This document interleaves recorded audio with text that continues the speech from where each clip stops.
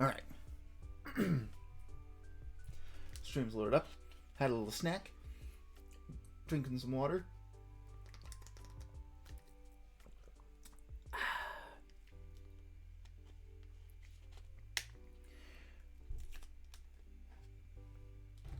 Now we're going to do some OC redrawn. Yeah, oh my, what an unexpected stream. Indeed. Just ignore all the previous chats in the chat window.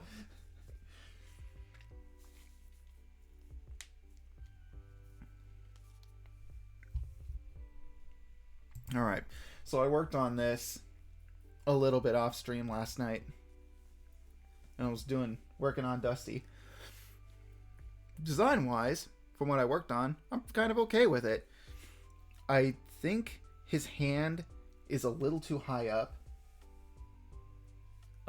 Before I get into this though, I wanted to do this today as part of stream on top of starting Tome, because I also wanted to have a sort of a captive audience to show this new thing to that I was working on. Because I was working on this last night and I'm like, I really need to ask somebody. I need another set of eyes on this because I don't think some of this is looking right. And I was correct.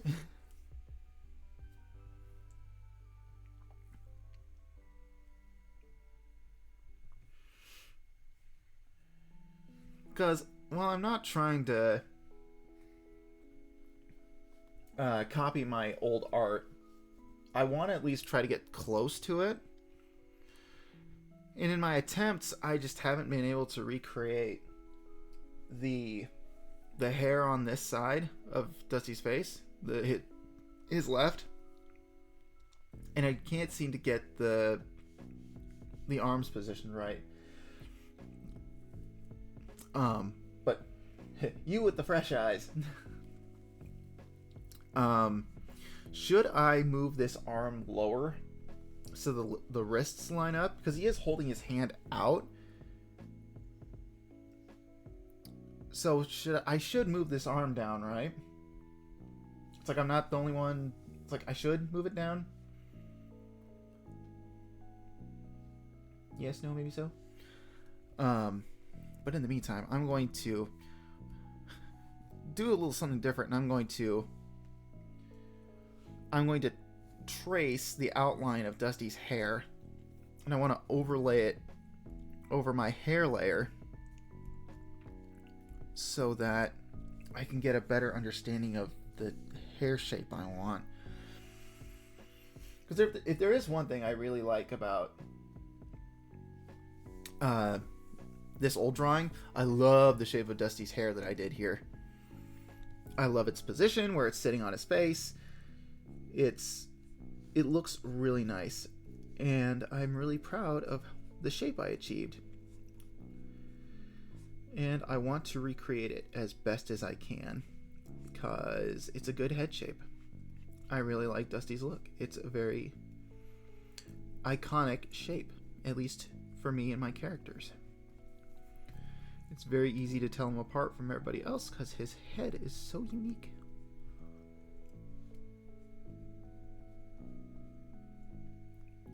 So it's like right about here. Yeah, it should be moved down a little. Okay. Eases my conscience knowing that I need to futz with it some more. Truly, because it's, it's one thing to work on art and then have like the need to like futz with it and like change some stuff, but when you're doing it late at night, you're dealing with the stresses of the day and all that stuff, and it's like your brain's tired. it's like I shouldn't be thinking about these complex things while I'm so tired, because you're bound to make mistakes. Excuse me. Also, the weather hasn't really changed that much. It's still dry AF over here, but I'm not doing as terribly as yesterday. However, my head hurts now because I woke up at 9 o'clock today after going to bed at like 2? I think I went to bed at 2 a.m. last night. Oh, I went to bed at 2, but I laid in bed awake for a while because I didn't eat anything that night. Because I had a meal kind of at a weird time. So it's like I didn't want to eat right before I went to bed. But then my stomach was like, finger pointing in mouth. And it's like, no, if I eat something and then lay down, it's going to fuck with my stomach. And then I'll get heartburn. And then it's like... So I just had to tough it out. And then I woke up this morning like ravenous. So everything else is satisfied, but my head kind of hurts a little bit. So we've moved on from happy fun time game stream to cranky unhinged art stream. Oh yeah, see, look at that. Compared to this, I didn't go nearly as hog wild as I did in the last one. When you compare the proportions to his head.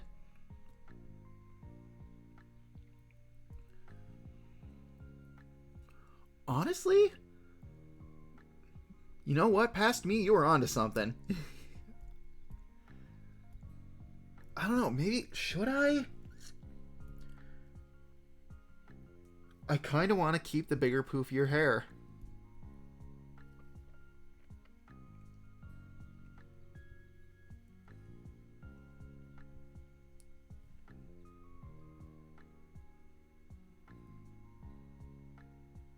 And my favorite transition. Hell yeah. Yeah, we go from me playing a game, talking in circles because I keep getting distracted by the game, to I'm tired, I hurt, I'm hungry, but this art looks pretty good. And like, I don't know, talking about like bees or something. I don't know.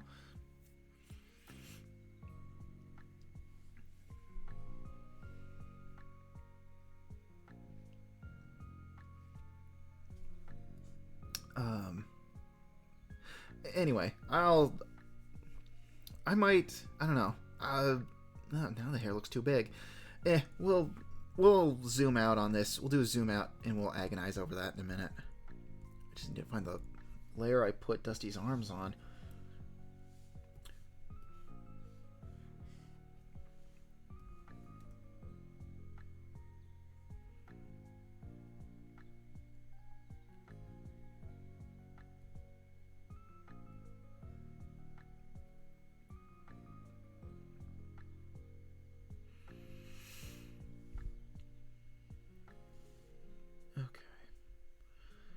So if I put it like...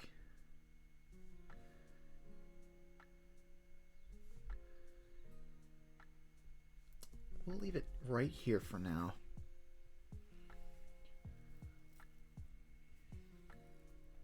So let me we'll draw the line here.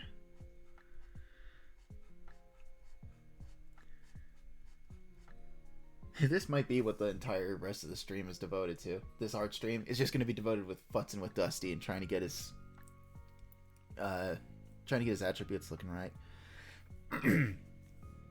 Because the one thing I was also thinking about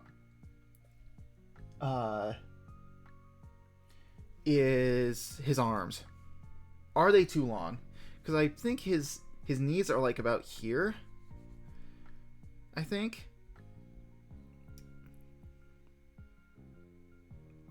No, his arms would be about the same length. No, his arms are long enough. Maybe I could make his arms just a smidge shorter. I think that's what I'll do. Is I'll make his arms just a smidge shorter. Just move them up slightly. Do some mini adjustments.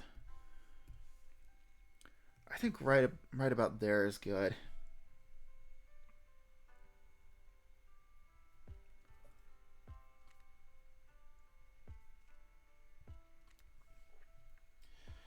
Well, in good news, despite your pain, I've almost finished the first drawing for the animatic. It'll be like 4 pictures, 3 in color, and 1 without for a specific reason. Okay. Yeah, that's a good idea, because if you don't put color on it, it can be used for like an effect or something like that. Because I mean, you're doing it hardcore where you've got to do everything physically, so it's like you got to get really creative.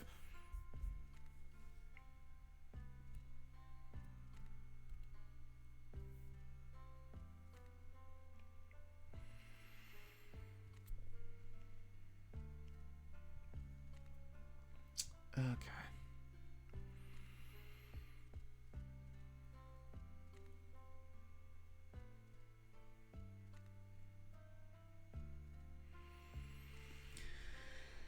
Oh boy.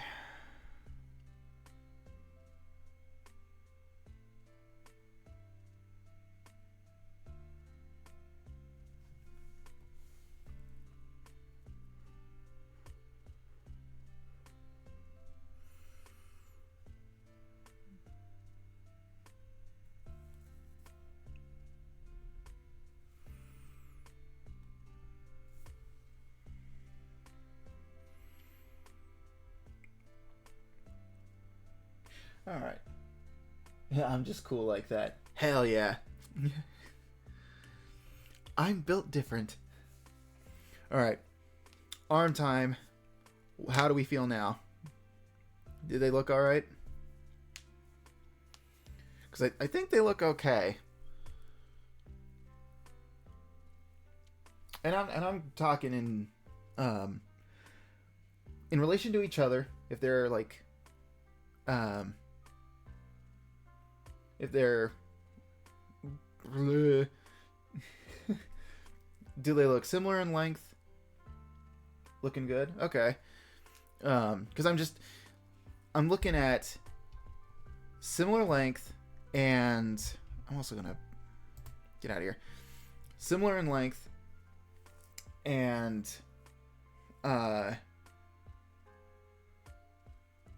if they're long enough for him.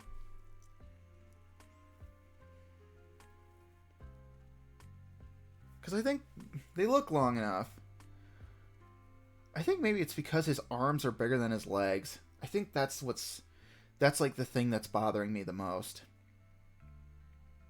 Because as a character,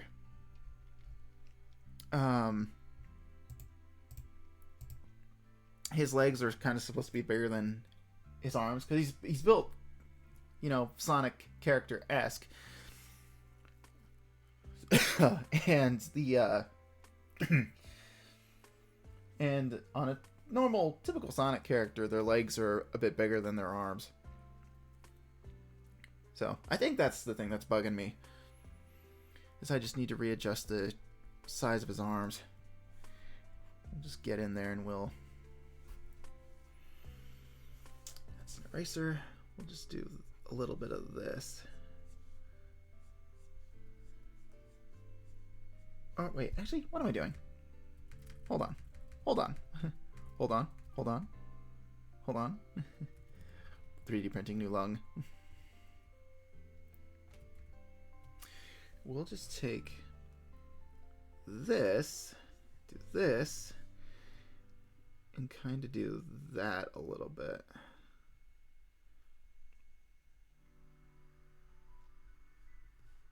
Put it up here for the pivot. No, not like that.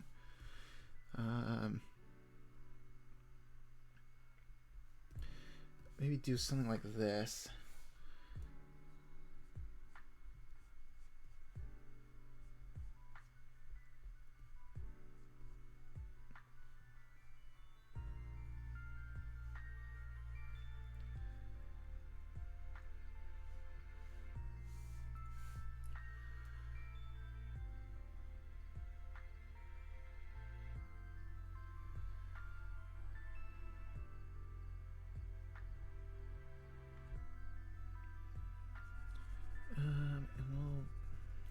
mess with the contour of this side just a smidge.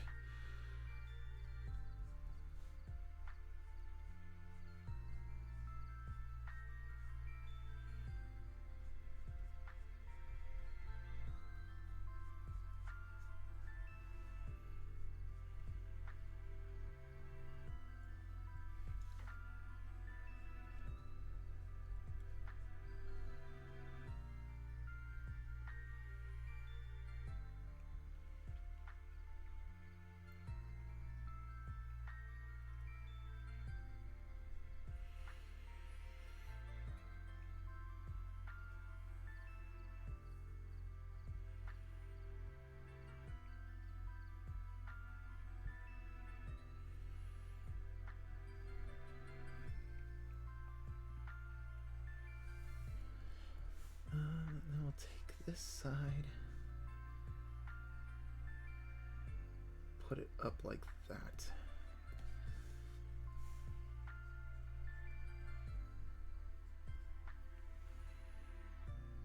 Okay. Alright, kind of liking that.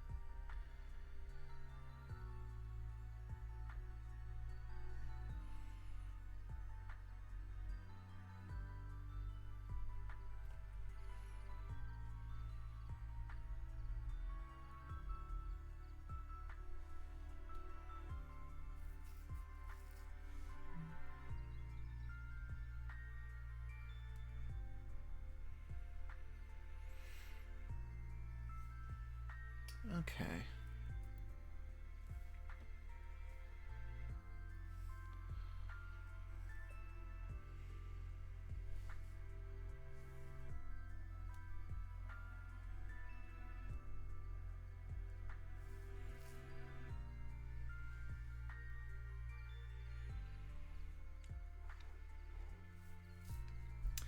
Okay.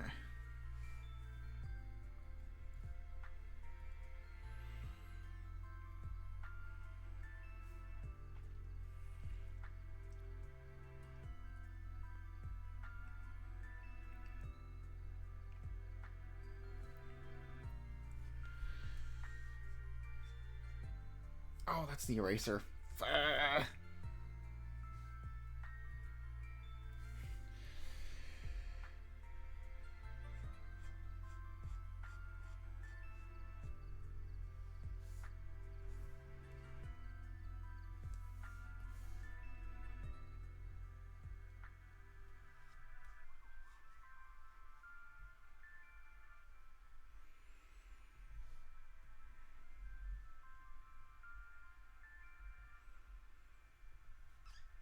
Actually, you want to know something that I think would really benefit me right now? We're going to do a little tool editing in action here. I'm going to duplicate my hard eraser. This is hard 2. No, bro. This is going to be hard. No pressure. Okay, and we're going to take hard, no pressure. We're going to move it up here. And we're just going to turn that to off.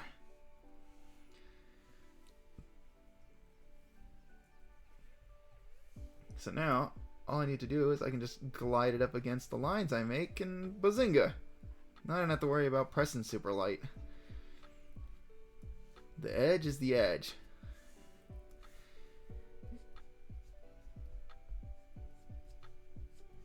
And then I just go over it with a pencil again and I feather the edge out.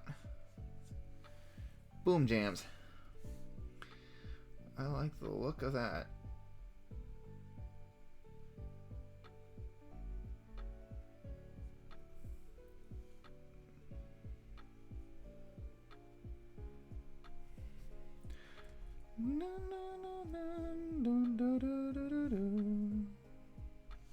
song is this? This is Hard Home? Oh no, it's Jubilife. Yeah, I knew it was Gen 4.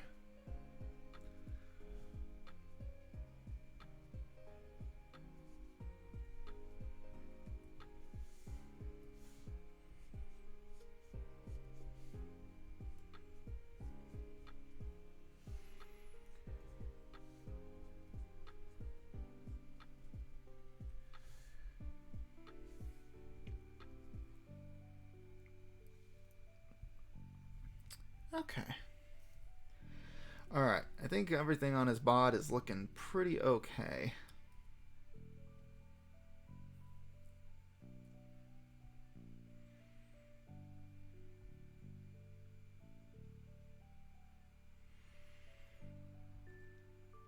Almost. Because the thing I need to do, and it's what I did on early designs, is I always flare his legs out a little bit. Very good fist, can't lie. Thank you. If there's one thing that I know how to do with hands sort of well, is I know how to make a good fist. And that is just practice. And Sonic art taught me a lot about that. There was somebody in the Spider Sona Discord thing that I've been, honestly, just being honest here, that I kind of lurk in. And they posted on Twitter, and they said,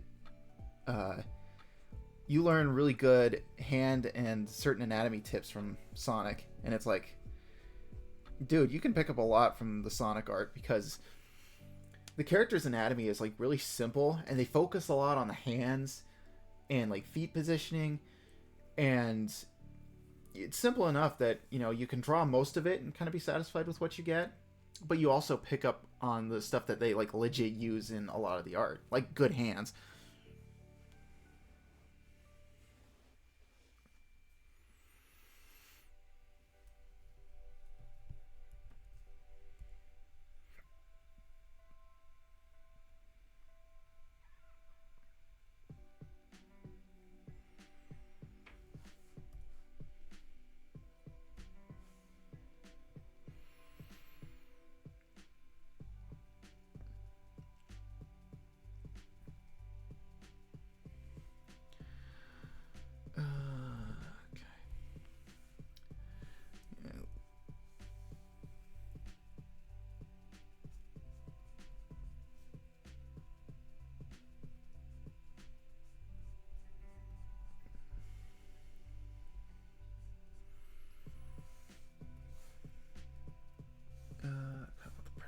This one, because I need to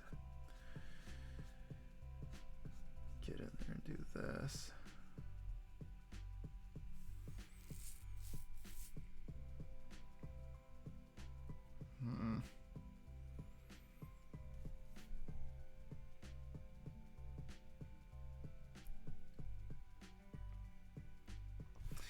Because the other thing I need to do is, I think I made his feet a little too small.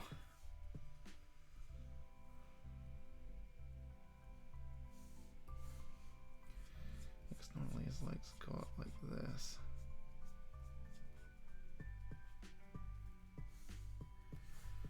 And then it comes down like that.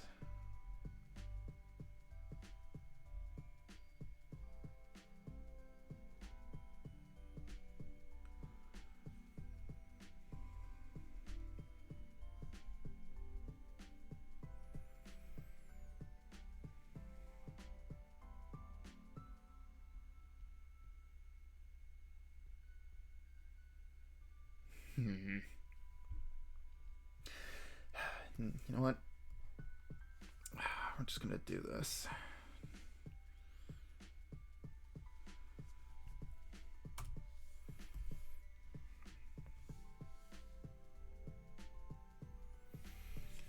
This bit, we're gonna move it over a smidge.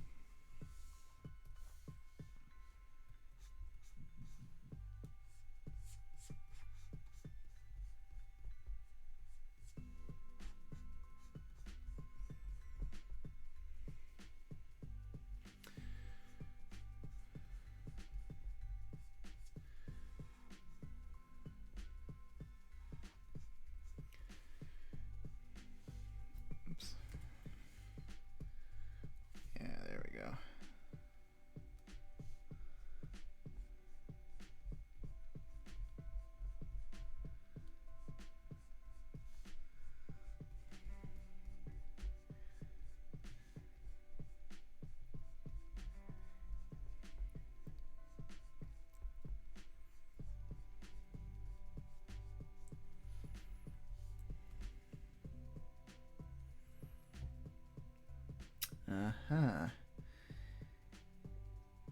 Yeah, and this just proves to me that his right leg is wider than his left. I messed it up.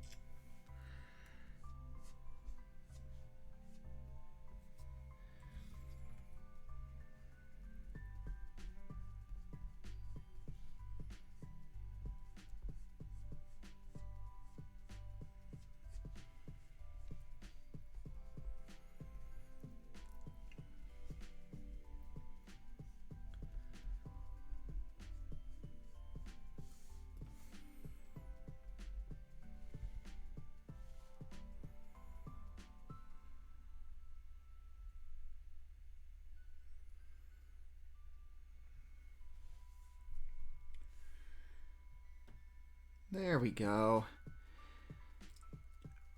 Liking this shape a lot more. Well, we found the problem. Now we have the chance to fix it. Absolutely. And I'm really liking what I made so far.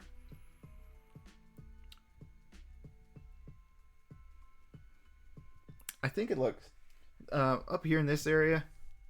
Oh, hey, that's the eraser, not the pencil. Oops. Oops, oops, oops. Up here, how do we feel about the distance between the hips? At a first glance, does that look even enough? It looks even to me. But just in case. Does it look alright? Is it fine? Is it good? Because I don't want to adjust his the front part of his torso that leads down to his leg. I feel like I got that nailed down enough, and I like the flow it's got. So it's like I really don't want to monkey with that.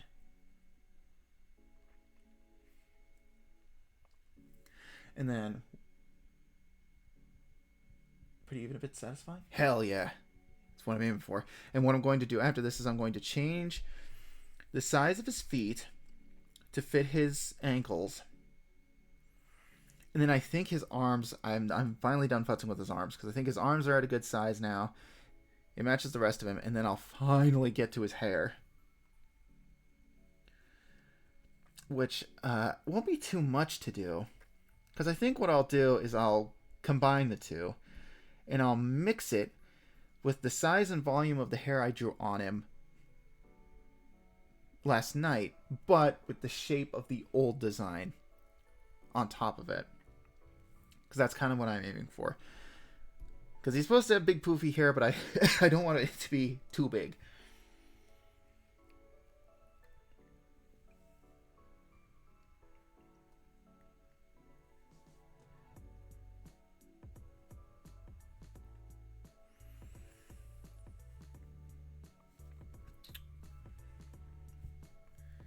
So we're gonna go and adjust the size of his feetsies.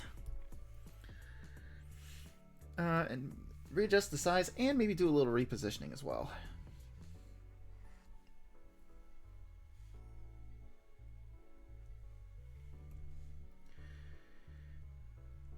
So we're gonna do this.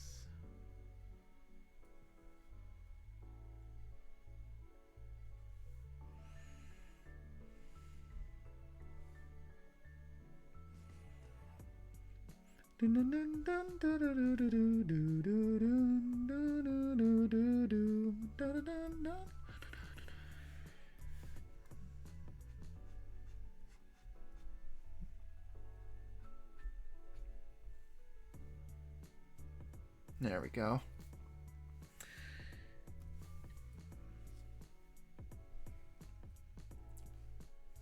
Okay.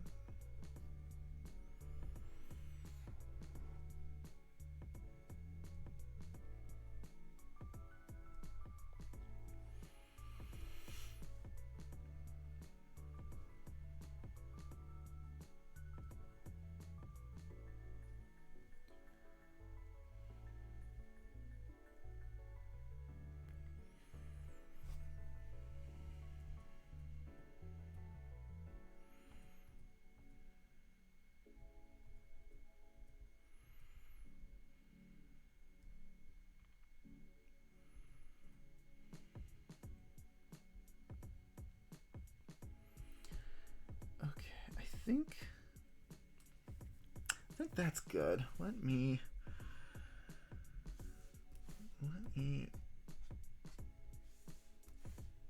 put that on there.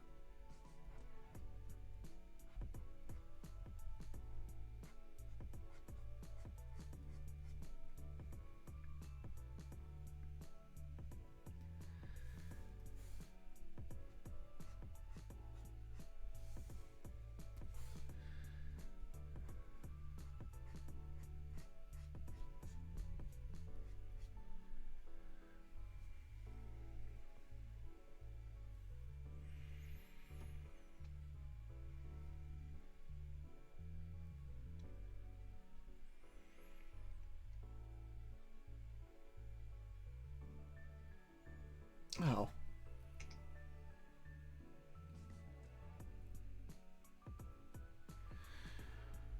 I just had a thought.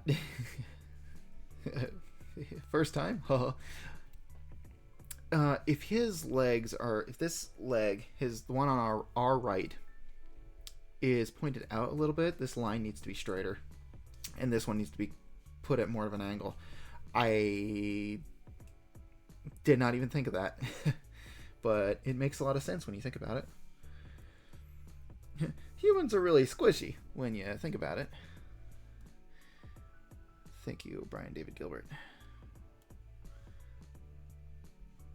So just take this, and then we will do this. I'm going to leave the foot, though, at the same size. And I'm just going to draw this lasso tool around here. Do that, and then do this.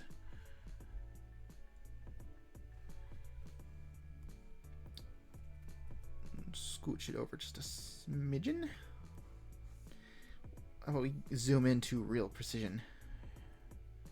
About right there, about. Okay.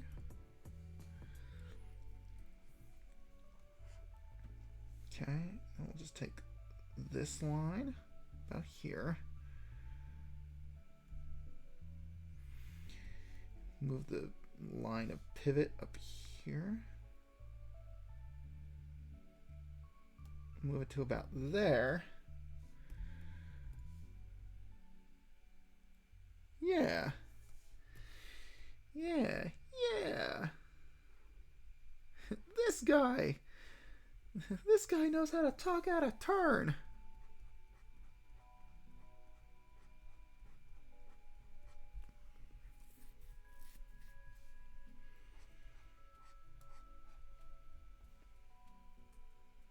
I've completed part 2 to the animatic. The frame where Nova moves her head to lead into the next properly colored one.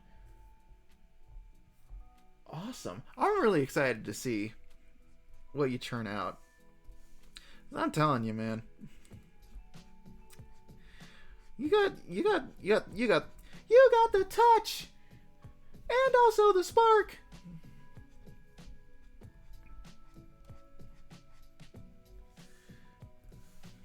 It's like you do great work. And I can't wait to see it.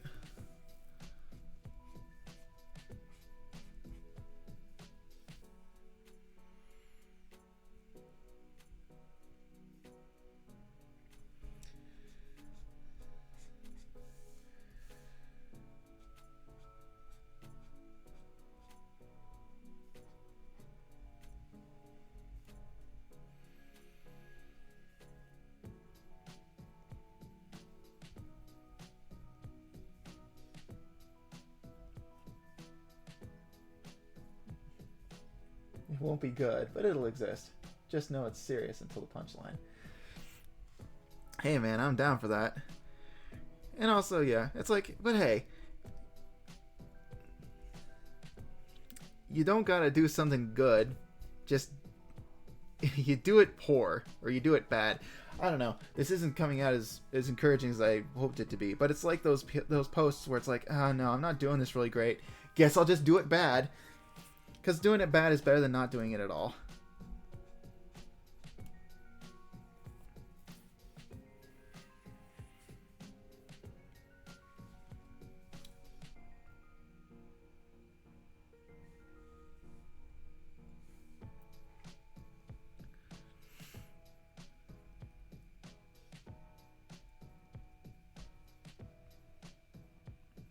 Okay.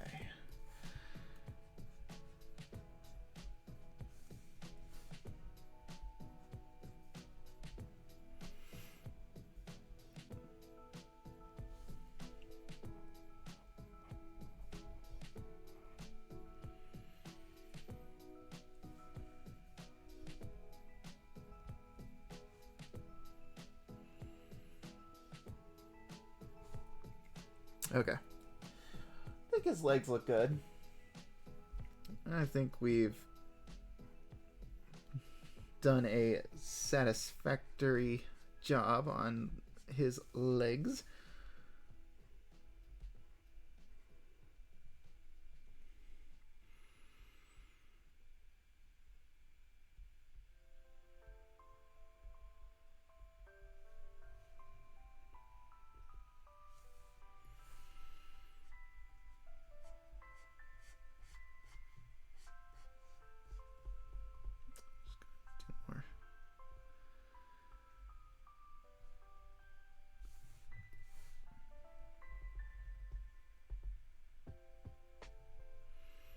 More futzing. Some good legs. Yeah, good legs to do good kicks with. Because that's his thing, is he does a lot of kicking. He does some punching. He does some punches. He does some kicks. He's a very acrobatic young lad.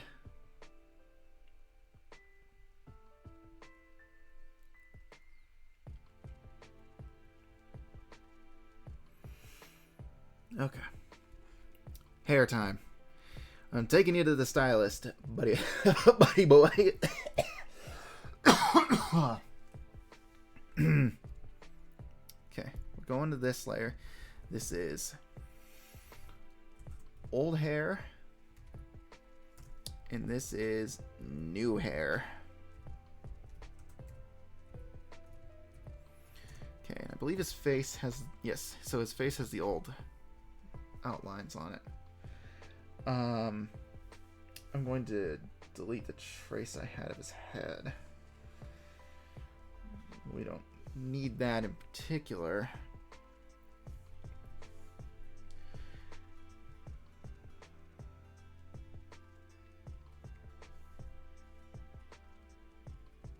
I do want to actually get rid of this part though. There we go. All right, Dusty, my boy. You looking for a trim? What you looking for? You think those fat cats in the city give one lick about you? I'm going to the pictures. I want to be a star. Want to be a star, don't you? Well, I'll see all those fat cats in the city. See if they'll give a lick about you. I'm taking the kids. Do you remember seeing that reel? I think I shared it on my Instagram. That was really funny. That one gave me a chuckle. I want to see the city. I want to become a star. You know, see if they give one a lick about you. What do the kids think? That's right. I'm taking the kids. Don't die on the way to the stylist. Ugh. Perish the thought.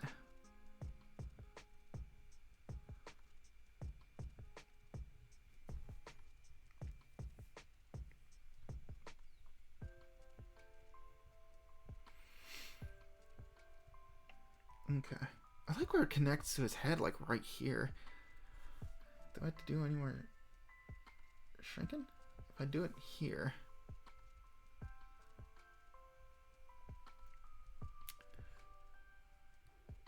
Yeah, I kind of like that.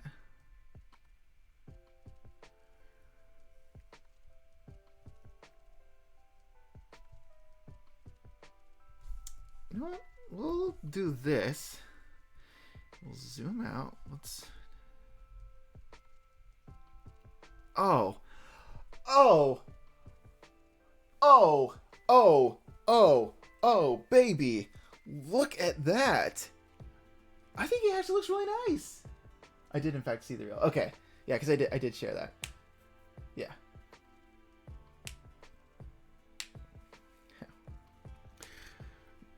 Dusty, my boy, you're looking fantastic. Look good enough to be in the pictures.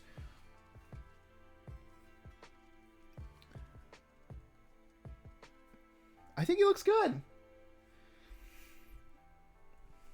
I think old hair might become the new hair. Which means it will just become the same hair, in fact.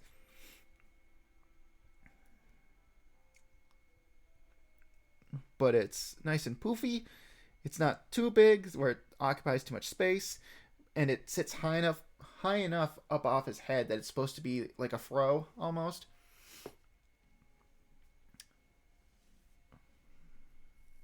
But yeah, I like it. Man, past me, old is the new same. So do, Scooby. So do.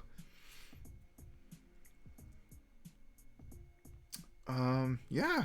So I'm just gonna go up to the new hair layer, and I'm just gonna do this and just do that, and then we're just gonna absorb that into there.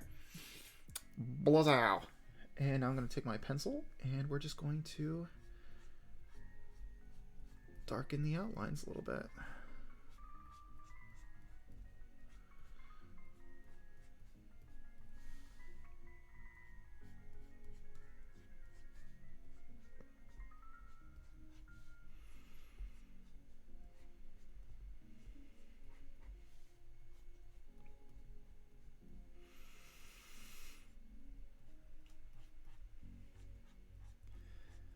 There we go.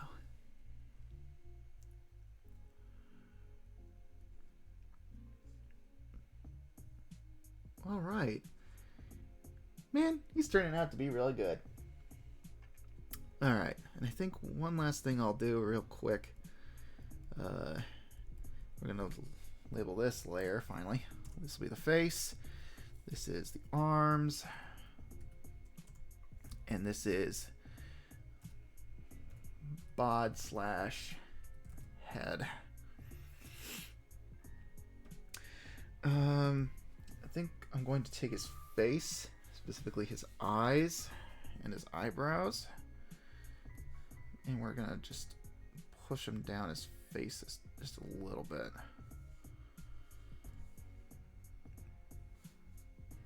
So that way. Yeah, there we go. Okay. As long as I look at this face right here without all the construction underneath of it, and then I look at this old drawing, I look at the two, and I can go, that's the same character, then I'm pretty happy with it. And yeah, I look between the two of them, and this is the same guy. So We did it, Charlie. We did it. Hooray.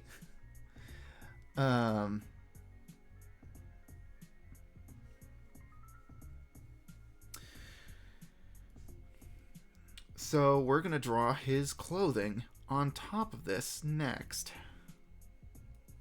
So we'll put everything else at 60 opacity. Oops. Go down on that. Oops. Want everything to match in opacity.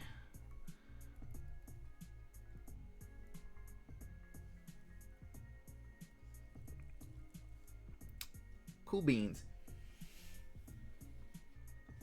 Making Nova look more menacing than I thought she'd look, and I'm living for it. Hell yeah.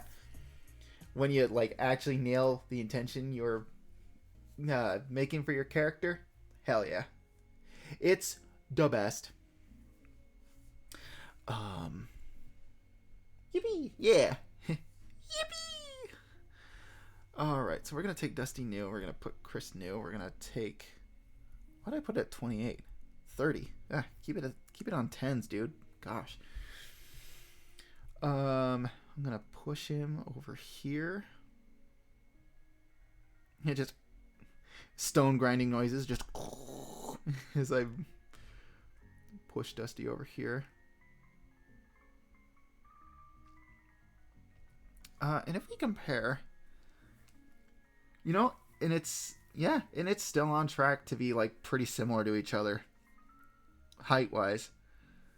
But I'm glad I drew these two, like side by side next to each other after this, like one right after the other, so that way I could get the proportions more in line with what I envisioned.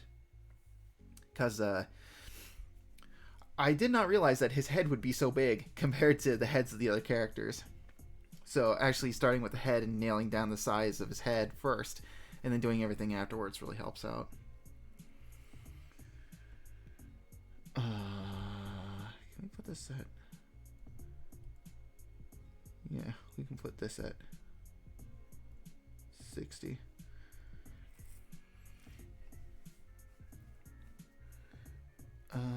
Okay.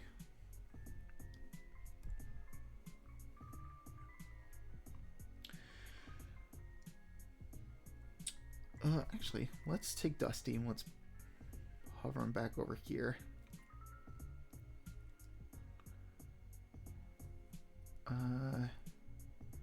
Let's get the heels to match up first, height-wise. Yeah.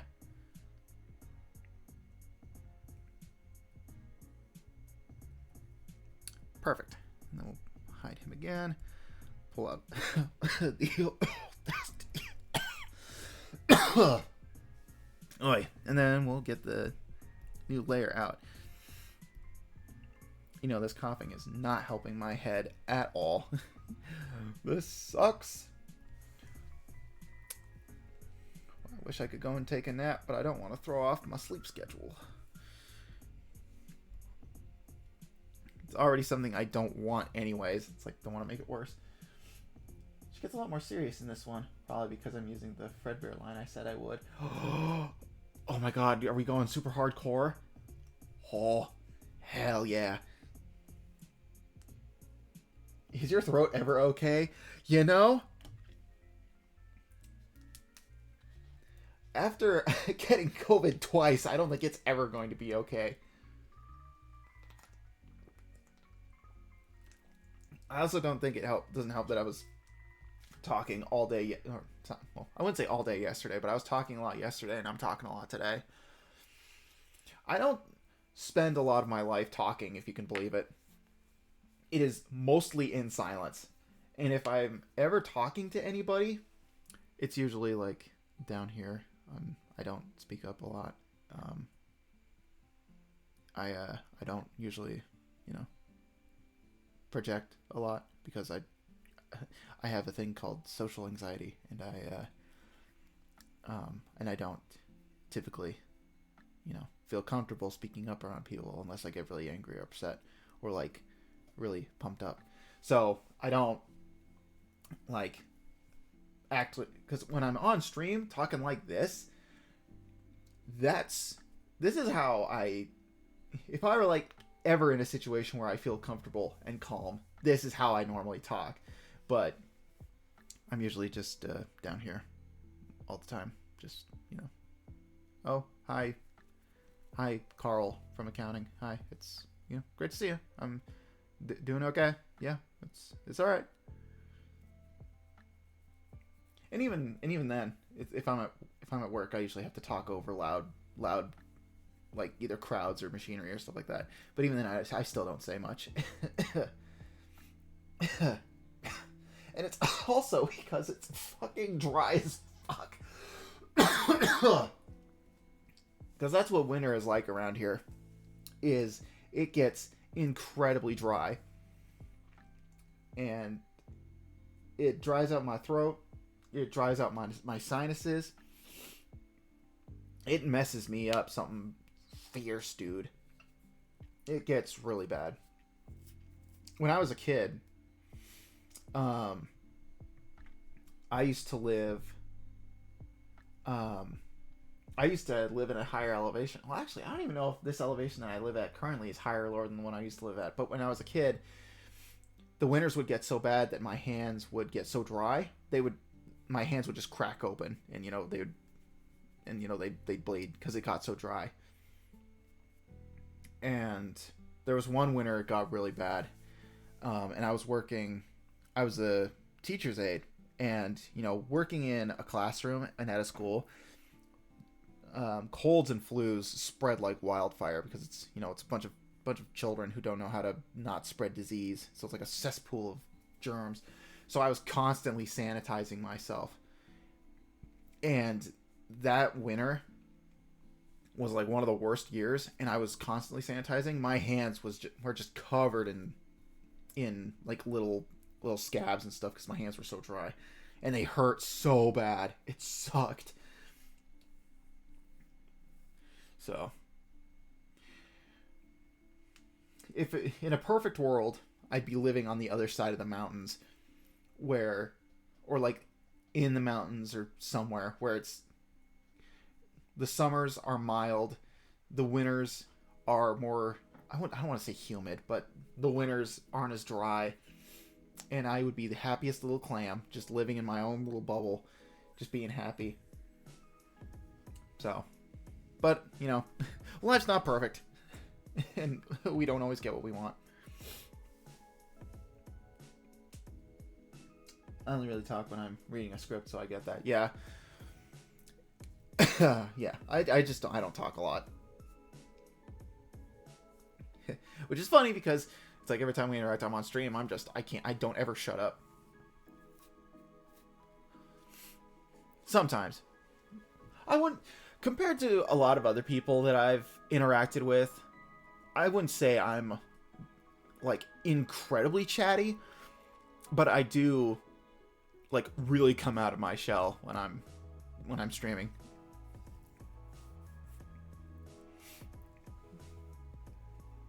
So it's like if you want people who don't talk, look at the rest of my family. They're the ones they'll talk your ear off about anything. It's like me, I'm back in my own corner. Why did I do that? I'm not on the arm layer, doofus. Don't call yourself that. Love yourself. I'm sorry. I'm usually just off doing my own little thing, and then it's like that one meme where it's like somebody mentions my special interest, and then it's like the horse that immediately gets to like the door of his stall, just like, ooh, oh. That's pretty much me. It's like someone mentions niche interest, I'm there, 100%.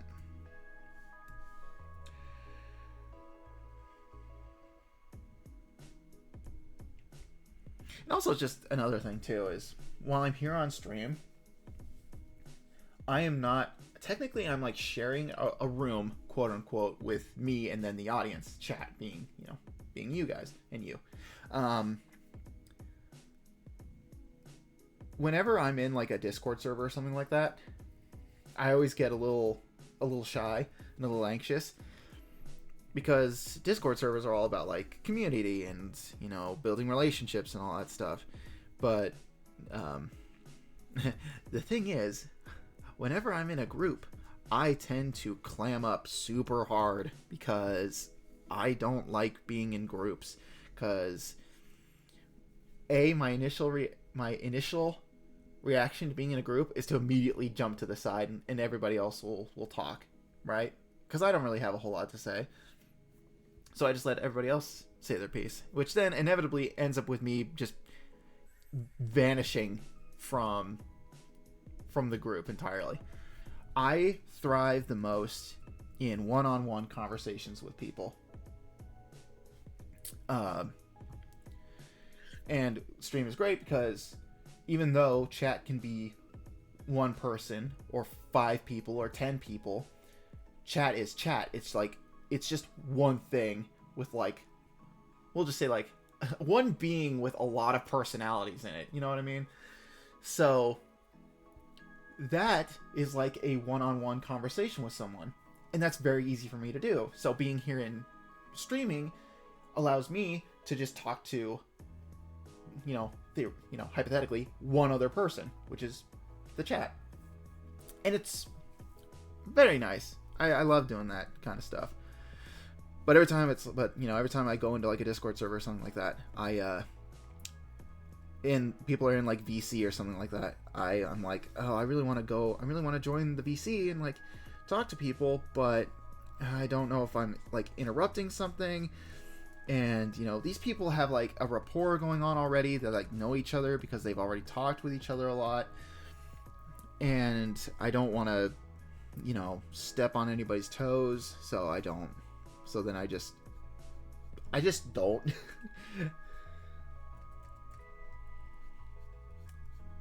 So that's usually what ends up happening.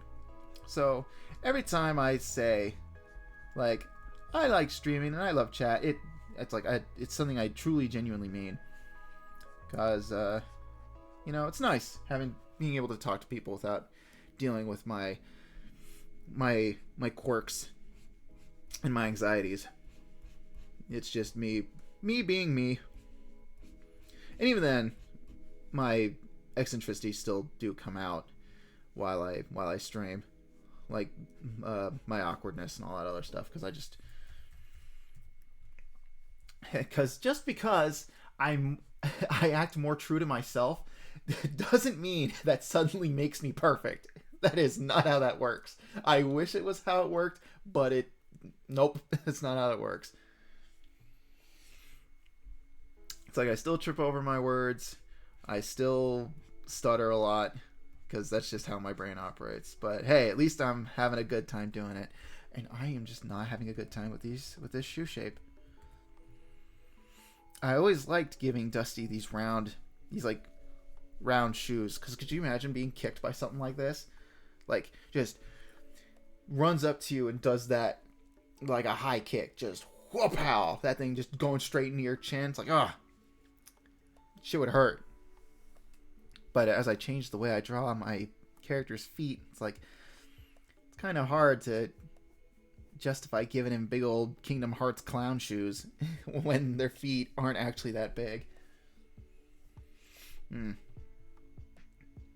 I'll come up with something. It's just one of those things where it's like, your art style changes, and so you gotta change your designs along with it.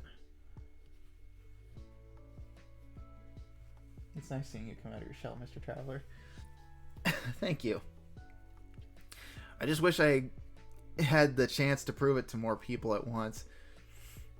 Because it's like, no, really, I can be cool. Just, please, please listen. I can be cool. Let me in. Please let me in. No. Yeah, the Discord. The house floating in the air mods, and I'm sitting there, death grip to the porch, being like, please let me in. No. The door closes, and I'm just like, oh. Yeah, basketball noise. Do basketballs make a... Like, if you kicked somebody... Or would it be like a... Like the squeak of the shoes on hardwood floor? Waxed hardwood floor? It's like... Because normally when I think of a ball impact noise, it's usually a 4-square ball, or like those rubber balls with the patterning on it that makes the bonk noise whenever you hit something with it. It's like bonk. You know the sound.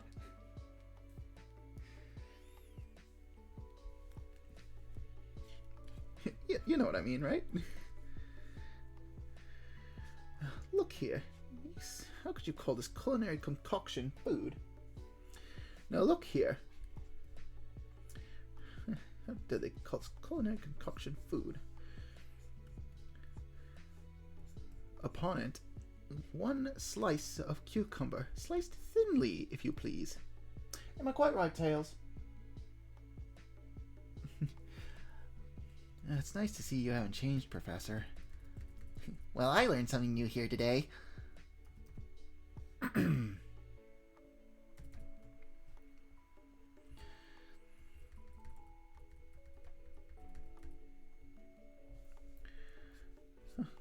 Glad I'm out of there. Now I'm going to go find the chef and tell them how to make a proper meal.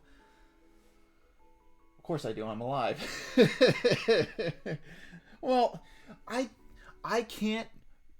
I don't want to make general assumptions about people's upbringings, because people can like grow up in the same city and have completely different upbringings and experience completely different things. All right, so it's like I don't know if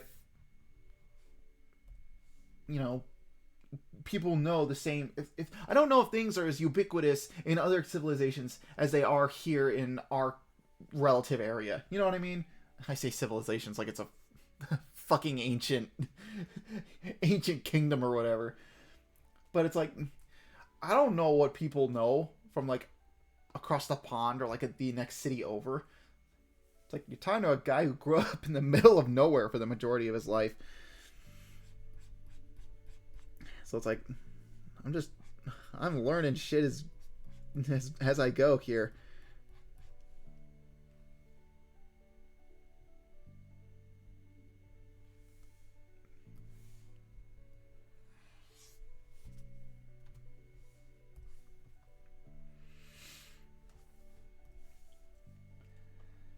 I'm sure I've had an entirely different upbringing than you, but again, I am alive. Oh, fine, okay. I'm sorry. Yeah, whatever.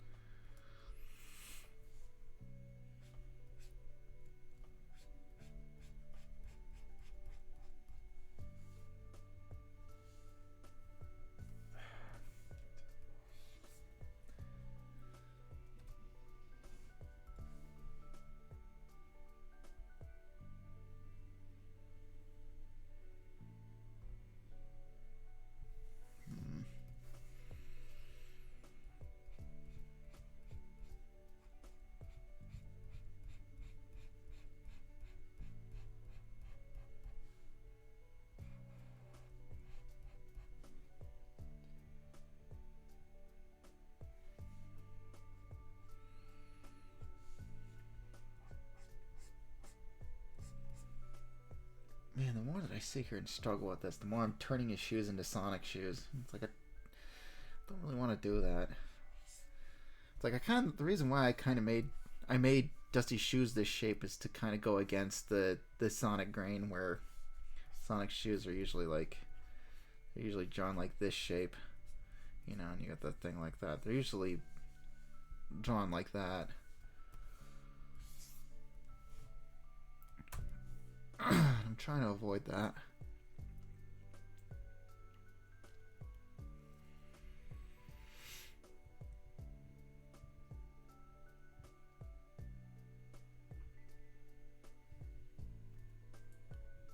I've decided to cut the second frame from the animatic for consistency's sake. That's fair. Because sometimes, removing frames and stuff like that can change the way that the animation, quote unquote, is usually represented. So, you know, cutting stuff out, it's important. It's just like, you know, deleting and redoing a character's arm for like 6 times can help you get what you want.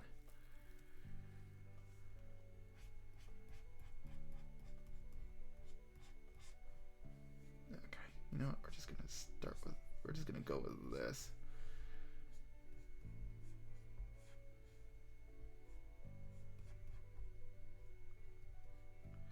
It'll go something like, and it'll go a little something like this.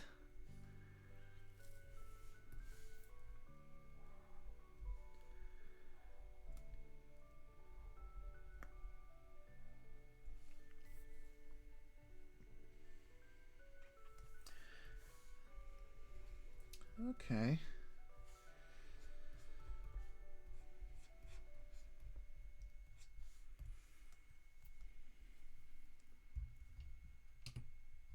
Oh, I didn't pick my.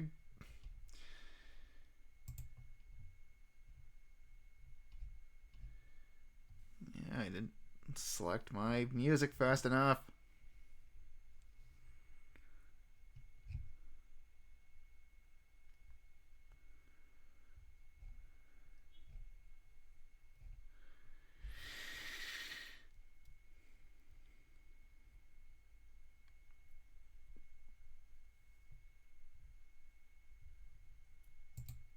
Ooh, here's another one.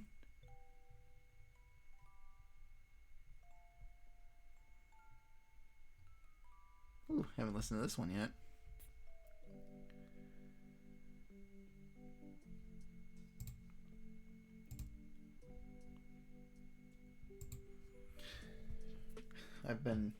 Yeah, the silence is deafening. Well, I've been trying to find. Well, I don't say I've actually been trying to find. I used to listen to Lo-Fi Girl when I streamed art. And because that was my go-to, because it's like, hey, that's just lo-fi music being streamed. Hey, I can get down with that. And then my VOD got muted in certain parts. Not like it mattered, because it was like an art VOD. And this was before I had a consistent viewers in my streams, so it didn't really matter. But I was like, oh, they slipped in copyrighted music, those assholes. So now it's like, well, that's kind of off the table. Because if it VOD mutes me on Twitch, then it's like, can't imagine what's going to happen if I throw this on YouTube. Because, like, even though I don't monetize this stuff, it's like, I still don't want to take that chance and quite possibly jeopardize my status, I guess, the status of my channel for the sake of music. So it's like, the ones I default to are Glitch City and Game Chops, because I know that they're pretty cool with people streaming their music.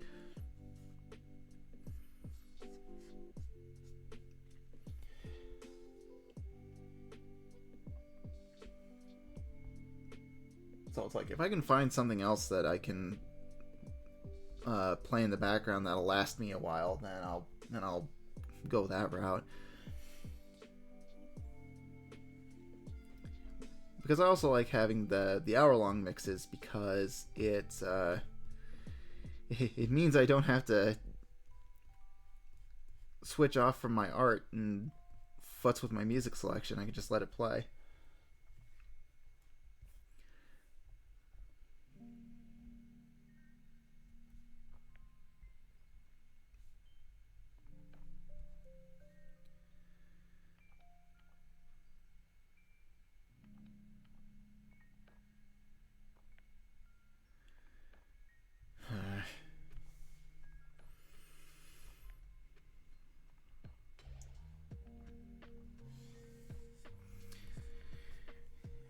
watch as I fool myself into thinking I'll be able to work on multiple characters when I when I struggle to finish even one.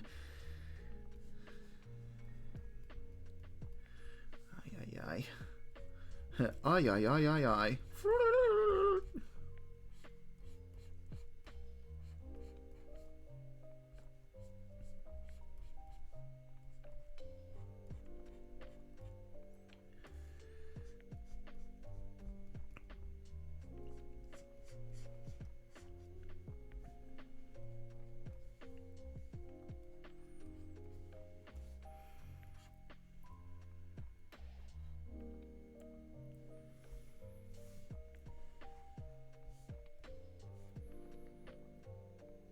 Oh, it's Undertale. It's like, where did that sound effect come from? It's like, I know that sound effect. Where have I heard that before?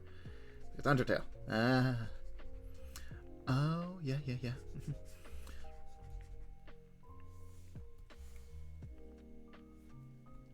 The struggle's real. Yeah. The pain and suffering of trying to find decent music that doesn't cause you to go to YouTube jail.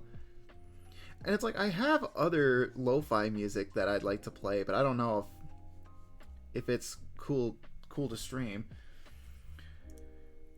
Because I have almost all of the lo-fi tunes that Critical Role put out, and I really like the vibes of their lo-fi music. It's really good. Like the people they got on it for those videos, talented folks. They make good stuff. But, I'm scared that if I play it on stream and then upload that VOD, that, I don't know, like Travis Willingham will break down my door and then break my kneecaps or something. And then Matt Mercer will put a hex on me or something. I don't know. I don't think they would. They seem like nice people. Never met them personally, but they seem like nice people. So they probably wouldn't do that. But I would just be afraid to, because it's like, again, my YouTube channel's in relatively decent standing. Like, the only thing it got nicked on was when I played that Mario movie track on stream, and YouTube nailed that immediately. They clocked it immediately, and they were like, this is what this is. You're fine, but we know what you did. You better not do it again.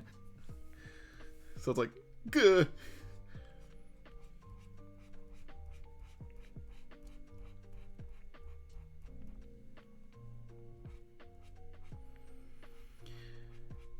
And my whole goal with the YouTube channel and streaming in general is to try and fun comes first, and like monetization and the money stuff comes later. It comes second. So I want to try and keep everything as accessible and as approachable as possible. So, I want to keep everything at least free. And also in the event that and also just because I like being able to do things that people who, vie for monetization can't do. Like, put music and stuff on their YouTube page and have YouTube just go, we're watching you, and not just immediately go, no, and then strike you down with the finger of God. Just... And it's also just the fact that I don't want to be at the whims of capitalism, even though that's like next to impossible to do nowadays. Because it's like, the whole point of making this stuff is for me, and I don't need some shareholder who's never picked up a pencil in his life to actually make something other than to sign his name on something to tell me what I can and can't do with my creations. It's like, the whole point of this is to make it for me and to tell a story, and you're not sitting there in the writer's room. You push papers and look at charts for a living. It's like, shut up.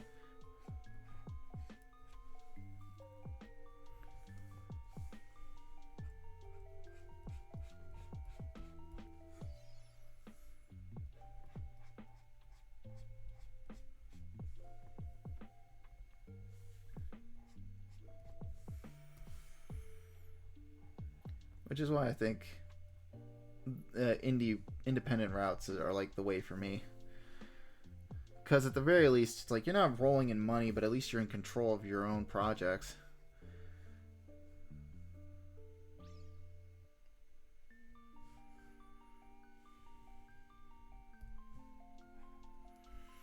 And I've... Ooh, that's not... No. Let's start that over. Good grief. That's not what I wanted either. I am just...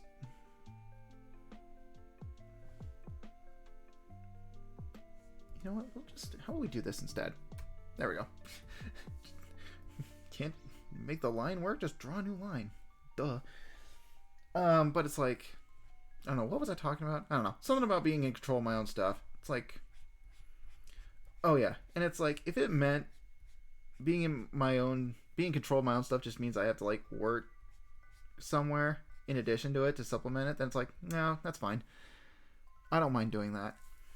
Because I talked about this before with people, and I'm pretty sure I mentioned this on stream like a bajillion times, but like the dream life for me is being able to stream and do art, make comics, work on video games, all that fun stuff, and being able to do that while at the same time like working part-time somewhere. And you know, I could work part-time somewhere to supplement the income that I get from making things.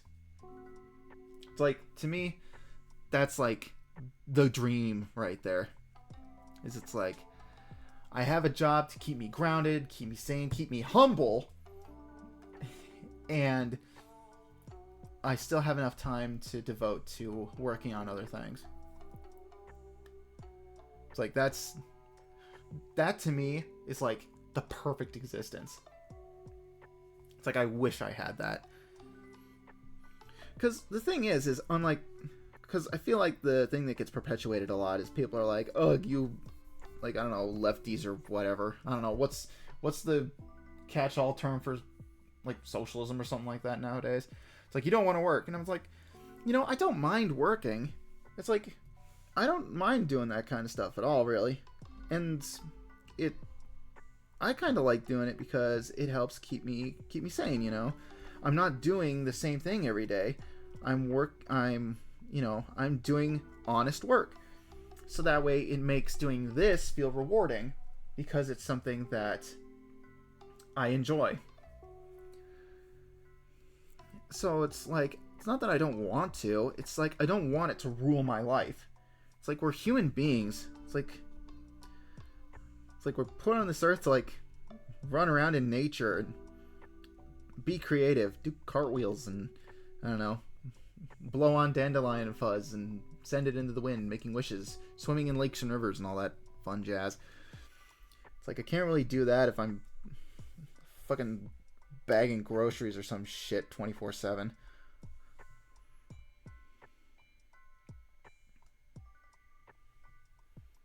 Capitalism. I hate it, but one of my main characters is directly inspired by it.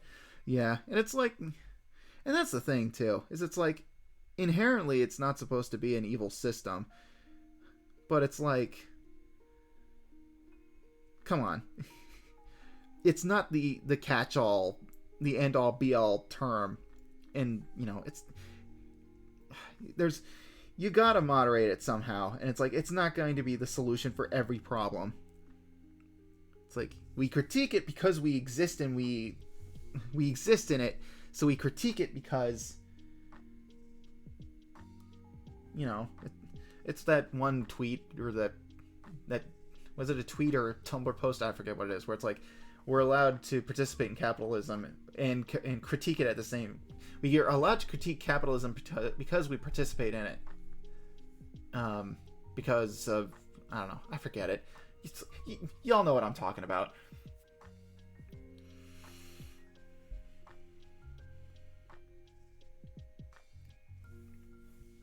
I'm kind of liking this new take for Dusty's shoes. I'm kind of liking it. I'm gonna drop my pencil down to 20 though, because I think 30 is a bit too much.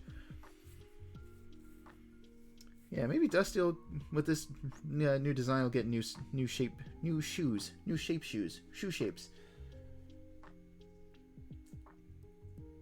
Yeah, we exist to live, so we want to live. Yeah, exactly. It's like if I had the ability to, I would actually be traveling a lot more. If I had the freedom to. It's like I would be traveling the United States a lot. Going to conventions and all that. If, COVID wasn't, that big of a deal. I'd be going to conventions a lot. I'd be traveling to, like, meet people. I'd be doing a lot of that. And,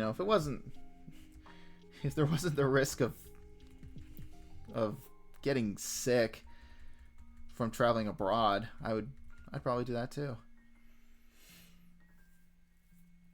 Probably not a lot though. There's only like a handful of countries I'd want to go to. It's like somewhere in Europe probably, just to say that's like, hey, I went to Europe and I went to a place in Europe.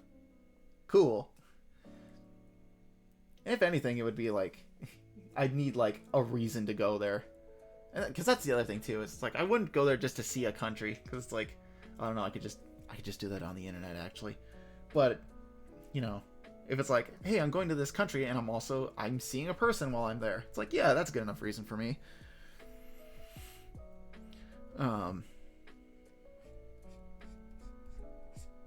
That's kind of one of the reasons why I'd be abroad. And Japan, obviously, because I'd go there once and be like, yeah, I'm a nerd and I went to Japan. That's what nerds do, is we go to Japan because it's Japan. But I would want to see more of Japan, aside from like, it's Akihabara, look, Nintendo headquarters, and all that stuff. I wouldn't mind going to see like the old school Japan, like the countryside. I feel like that'd be pretty neat. I would need somebody to like have a harness strapped to me so they wouldn't lose me though, because that's a part of traveling abroad that terrifies me, is being in a strange place where nobody can understand you. It's like, oh. It's like, I'm gonna stay close to my guide, my buddy. Don't leave me. I do want to go over here, but please don't leave me.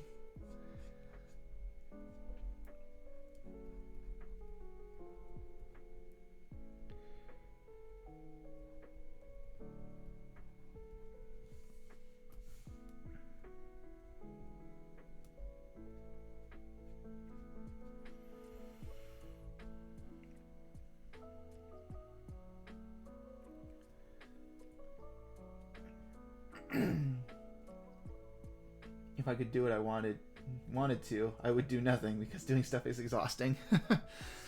Well, that's also true. But I mean, life is short, and it's like, it wouldn't hurt to go out of your way and like do something fun. Not saying that you have to or anything, but I mean, it's like, life's for the living and shit. So, do stuff that's fun every once in a while.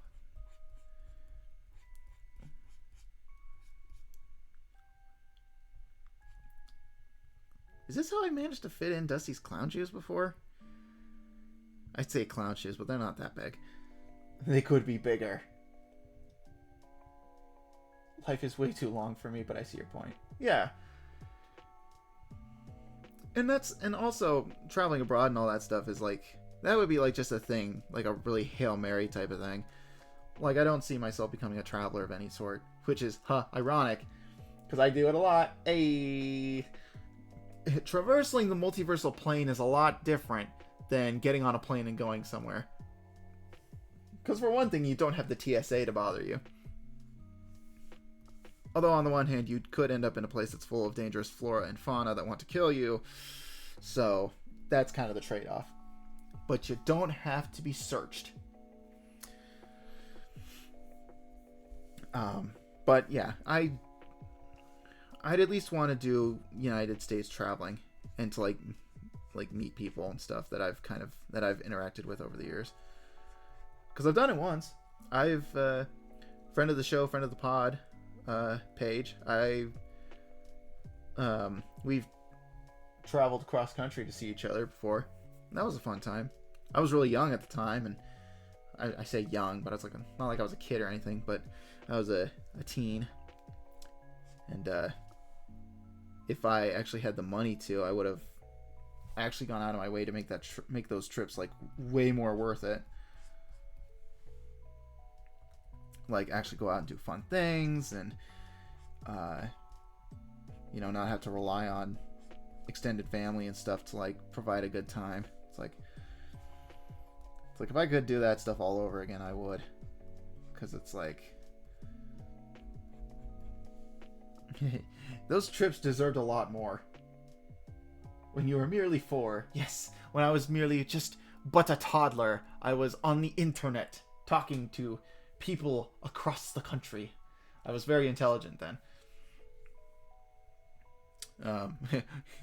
Which, you know, fools a lot of some people, because they see me now and are like, damn, what happened, bro?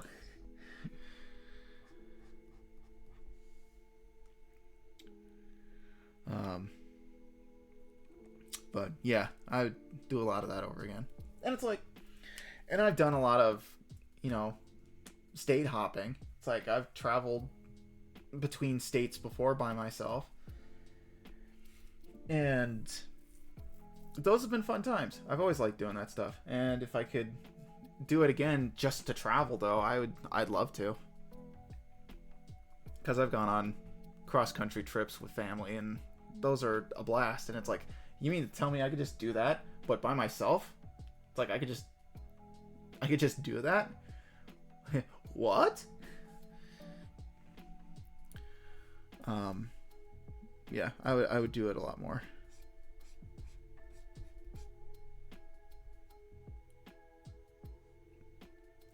This freaking foot is messing me up.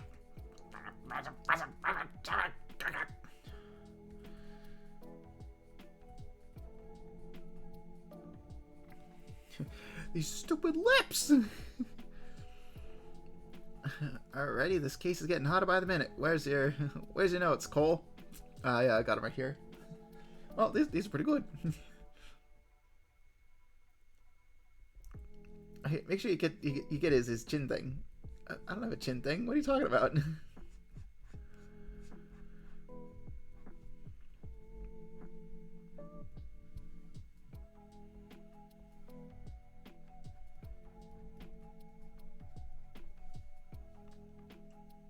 Yeah, that seems more accurate. Yeah, that's closer.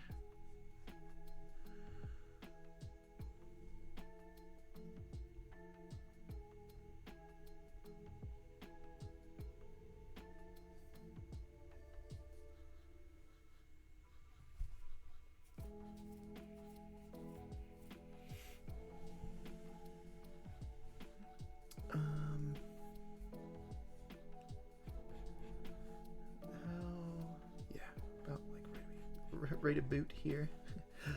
A boot. What you learning to boot?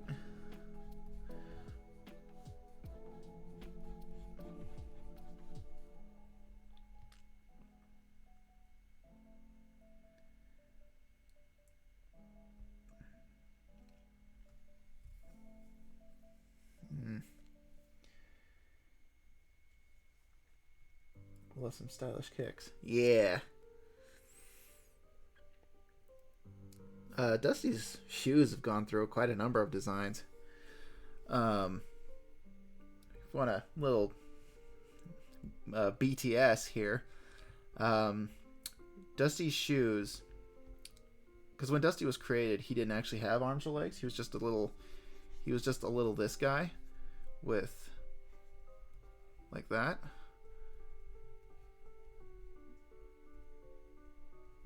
This was literally Dusty when I first drew him. This is what he looked like. He was a dust bunny that lived under someone's bed. And he didn't get arms and legs until much later.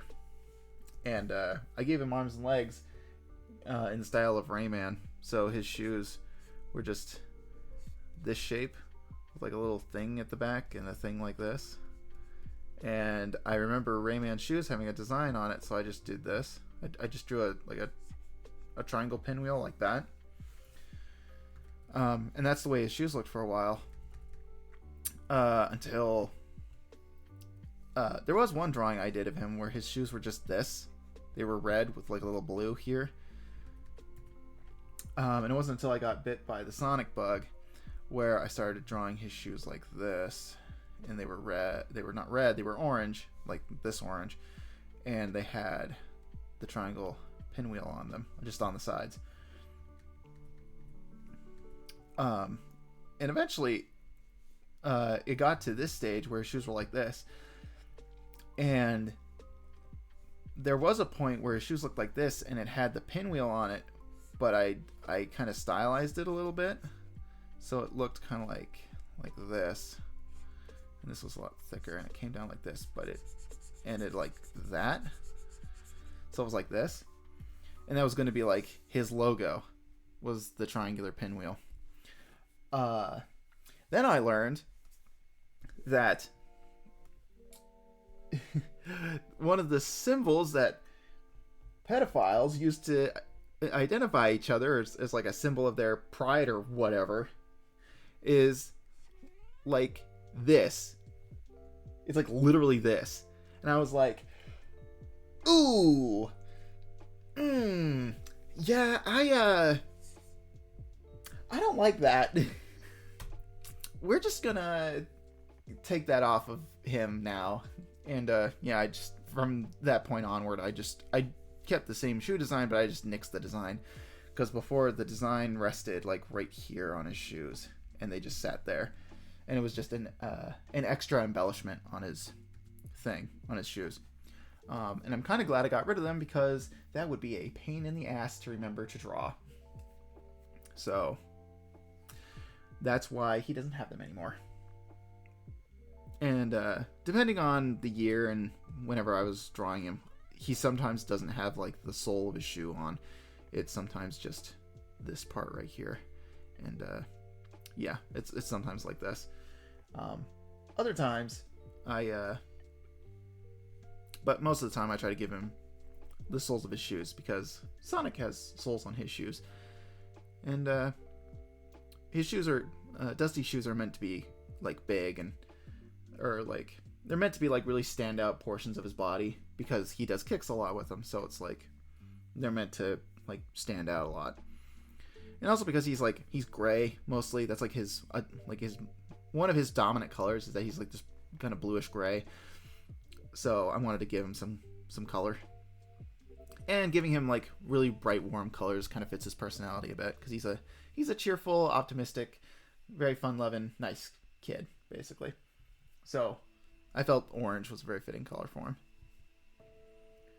And when I designed these shoes, I think the red, I designed them like they had the shape they had currently. So they were like this.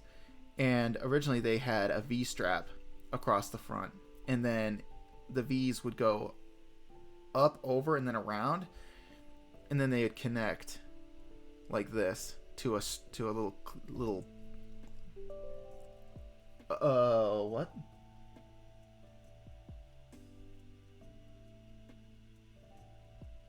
No. I just had, oh no, fuck no. HP Smart wanted to update my computer, and it just, now my hard drive's spinning up. Computer, what are you doing? I'm getting hacked by HP. Fucking stop.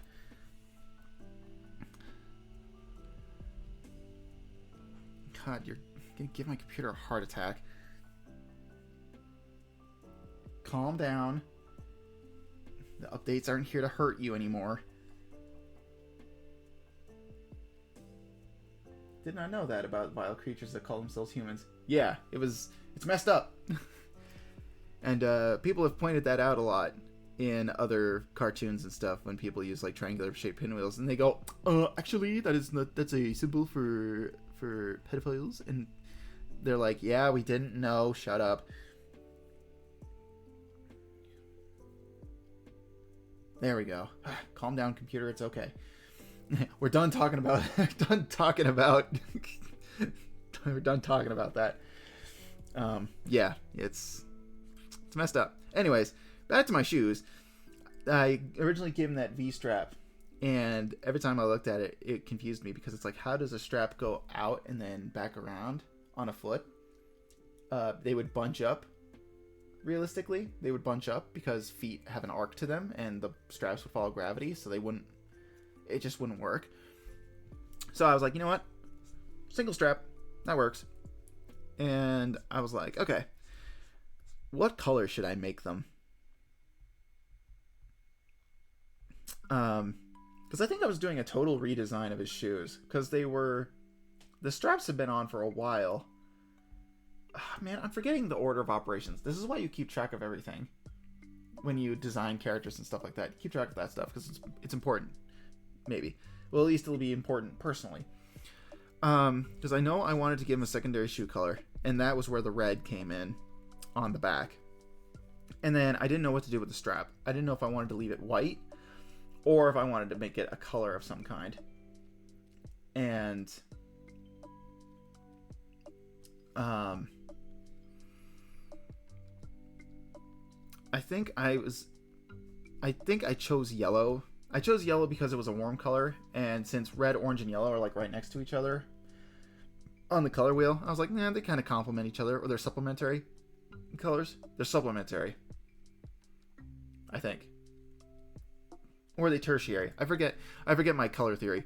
Anyways, I picked yellow because it fit and it looked nice and it complemented it, because white just kind of sucked in. It like just sucks in your eye. It's blank. So that is where the shoes came from. And there's a little history lesson for you. Anyways, we're going to take this and I'm going to move the straps over like this.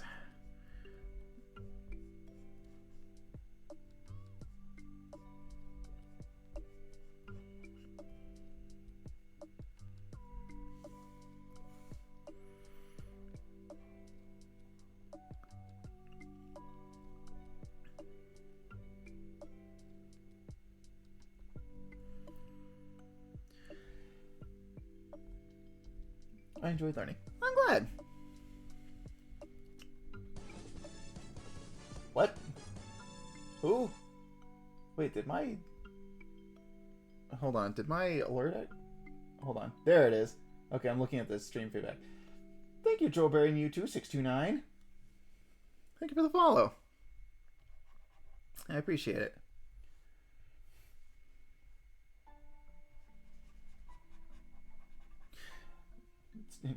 Speaking of that, I'm gonna probably end up having to redo those once I actually get my little PNG tour thing changed.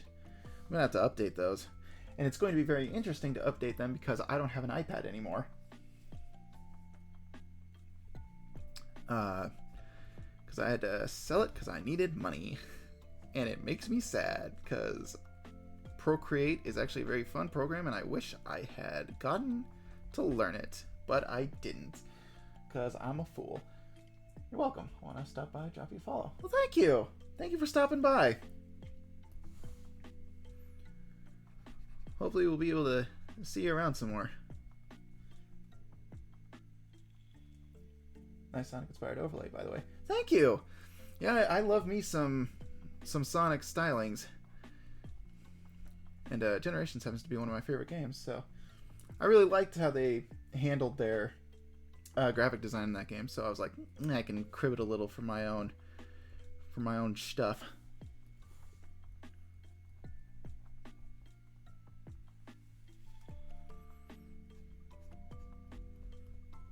If I can only get this freaking foot to look right.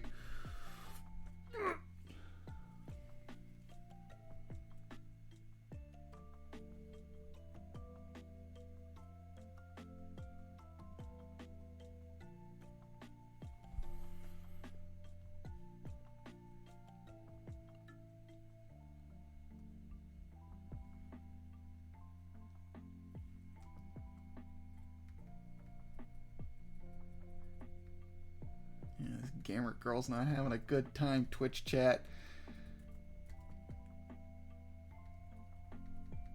Okay. Okay, hold on. I need a minute to... Okay, I just need to stare at this a little bit.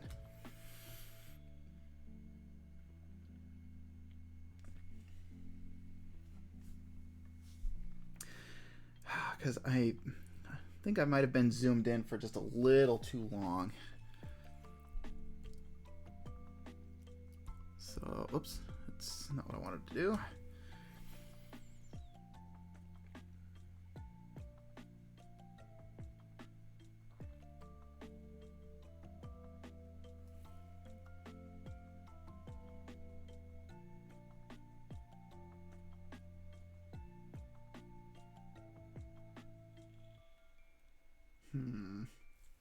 So I think the angle on his right foot,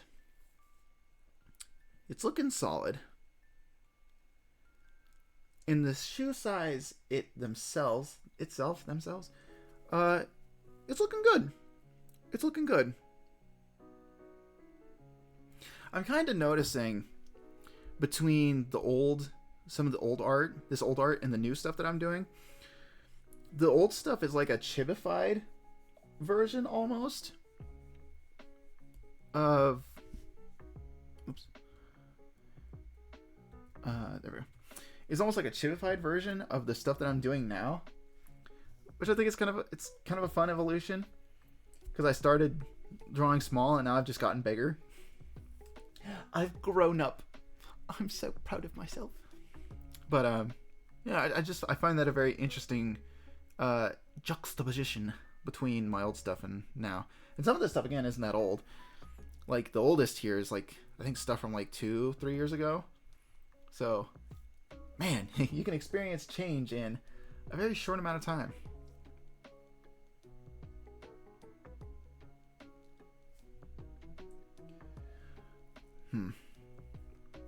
Okay. I'm gonna take a quick bio break for a second. I'm gonna get up and stretch a little bit. Then I'm gonna come back and I'm gonna look at this again. And I'm gonna continue to futz with it a little bit. So hold on to your hats. I will be right back.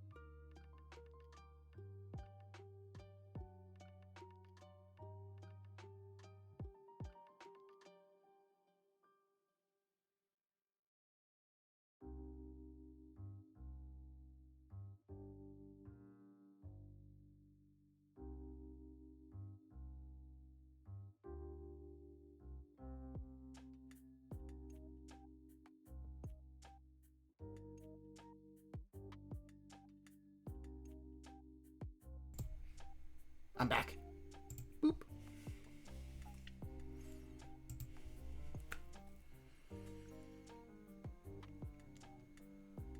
And upon looking at the shoe, I declare it to be good.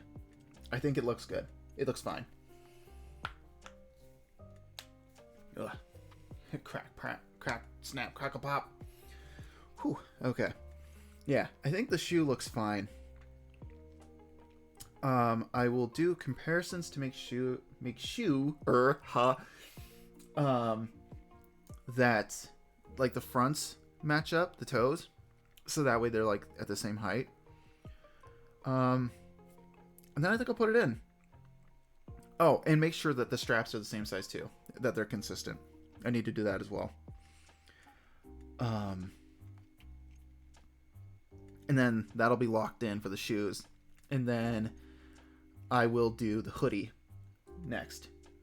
And that might be the last thing I have to do for him. Because I don't need to put the gloves on because what I do with Dusty, and I experimented with this with like one drawing and was like, okay, I'm never doing this again.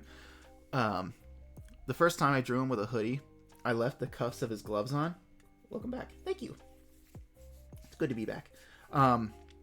I left the cuffs of his gloves on, and I just had the sleeves of his hoodie go up to the cuffs. I didn't really like how it looked. Because I gave the hoodie the edge right here. What would you call that? Not like a scrunchie. What would you call that? It's not like a type of material, but it's like when the edge of something has like not latex, fuck me, but it has like elastic in it, and it allows it to kind of close up and form fit around you a little bit. I kind of gave it that bottom, but because I didn't do it to the sleeves as well, you made it look a little awkward. So I decided, what if I kind of cheated a little bit and I just make the cuffs of the hoodie where his gloves would go, or like where the cuff of his glove would go, because he's like a Sonic-esque character. He's got cuffs on his gloves, and I figured if I put the cuff of his sleeve on there, then it's like, okay, that could work, and it did. So, excuse me, I like how he looks. And whenever he like does a thing, because his arms are stretchy, he goes all Sonic the Werehog, Rystar on him, and just goes whoop. Whenever he throws his arm out, his glove is like the end of his hand, and it's got the white of the glove, and then the cuff. And because his arms are just black, it has that nice consistency of being like whoop. I won't say consistency, but it has a nice look to it when it's in action. So, yeah.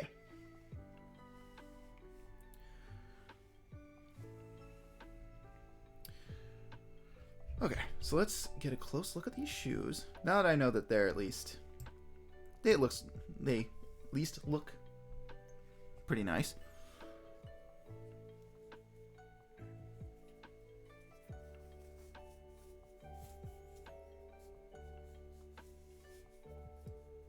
Honestly, what a cool idea. Well, thank you.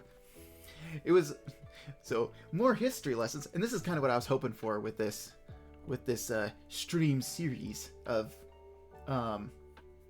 these redraws, is I wanted to talk about the characters a little bit more. Fun fact, did you know because Dusty was inspired by Rayman, he didn't have arms and legs, and that was like his main thing, is he was a straight Rayman ripoff. He would throw his arms and legs around, or his arms and feet around, not his arms and feet, his hands and his feet, and he'd throw them around as part of his like attacks. And my mom, who surprisingly I didn't realize until very recently, who had a very like huge impact on my creative trajectory. Sorry, Mom, I'm gonna throw you under the bus, but you're kind of the reason why I never drew fan art as much as I did as a youth. Sorry, not sorry, but that was all your fault. Yeah. P.S. I love you. She saw that I drew him without arms and legs, and she's like, that kind of looks a little weird. It's like, why are his hands not connected to his body? It looks a little weird. And I kind of thought a bit, and I was like, because I was impressionable, and I was like, yeah, it does look kind of weird, doesn't it? It's like, yeah, I guess so. I'll give him arms and legs. However, I want to give him thin stick legs and thin stick arms, so that way he can still, like, throw his hands and feet around. Because back in the day, because Dusty at this point, actually, you know what? We're going to take another detour here. We're going to open up the references here. Because I was just going to draw it out, but I actually have the references here. This is a sort of representation as to how he looked for a time. His arms and legs were black, and his shoes weren't like this elaborate, but they were kind of similar. Just think like what I showed before, where his shoes were orange, just plain orange, none of this stuff. And he had the sock cuffs on his shoes because, again, Sonic. And they were a lot thinner. I eventually gave them thickness because, he needs to have at least a little definition on his arms and his legs. So, he needed a little bit of a definition. So eventually, and this was his design for like a really long time. And it wasn't until a friend of mine, Mackenzie, friend of the show, friend of the pod, I haven't talked to her in a while, drew me a birthday present 7 years ago.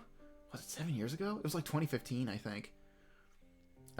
Drew a birthday present for me, and she drew Dusty like this. And I was like, huh. And so then I started drawing Dusty with like a torso and like arms and legs, and I'm like, I actually kind of like this new look for him. He's able to turn his head. He can actually do movements. He's not like the M&Ms, he's not like this. And I was like, I actually kind of dig it. So and I made the permanent switch for this, but I kept this design around because I still liked it. So he's kind of earned the moniker Classic Dusty based on, because of the whole Classic Sonic, Modern Sonic whole deal. Yeah, what a little guy. Yeah, he's like a little precious bean. He's a little good boy. So he became his own separate character, which will show up in the comic that I may or may not be making, hopefully. He has a surprise role. But yeah, and in this design, I kept all of his old features, including his stretchy legs. And there was a time where I drew Dusty, in this body shape where his legs and his arms were also black, because I wanted all of his limbs to be stretchy. It wasn't until I did like a lore design thing. I kind of thought, okay, when Dusty fights, how does he fight? What does he use? And I'm like, he does kicks, he does punches, he's very acrobatic. He does break dancing moves sometimes. He's very much like again, Sonic, but with the Sonic that I see more in like fandom works, or like maybe the comics or something like that, where he's way more like dance-ish as he fights.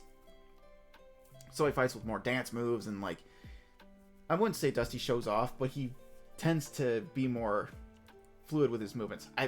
I think like Super Mario Bros. Z, where if you watch Sonic fight in that series, it's kind of like that.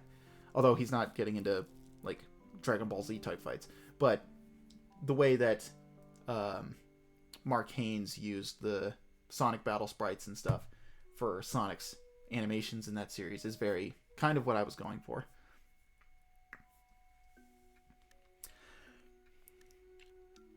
And I was like, you know what? He doesn't stretch his legs out a lot. So I'm like, does he really need stretchy legs? And I'm like, no, he doesn't. And so I changed his legs from black to gray. And it just made his design look a lot neater. Because there's no cutoff between his legs and his torso. So there's like a cohesiveness to it. It's again, looking at Sonic, his legs are blue with his torso. So it looks really nice. And his arms are separated from his chest because you know, the tan fur. So it has a nice like dividing line to it, so they're nice and separate. Unless you look at Sonic Boom Sonic or Movie Sonic, where I feel like they have enough going for them in different aspects to where those changes, you know, don't really affect it as much. So, you know, Movie Sonic, he's got like a dividing line in his eyes, but he's got like the white fur in the middle. So at first glance, it's like, oh, his eyes are like one thing. And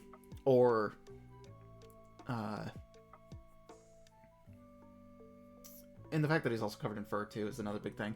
And Boom Sonic, he's covered in like athletic tape and all that stuff. So there's like things that break up the color on his body, so it doesn't like affect the fact that, you know, he's more blue. So, you know,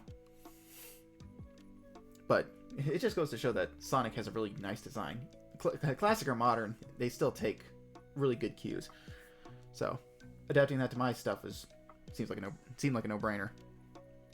But yeah, classic Dusty here. He's the same age as normal Dusty. He just has a little buck tooth, and I kept the buck tooth because I don't know, it's a little quirk that I gave him in the very beginning. That it's like he's not.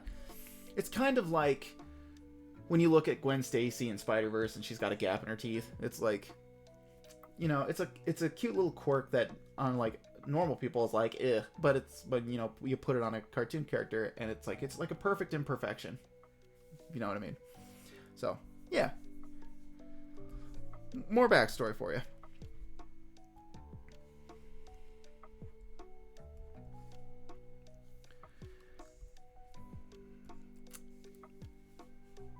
And anywhoozin', I'm on the shoe layer, right? Okay. Spend so much time talking about the stuff, I forget what layer I'm on.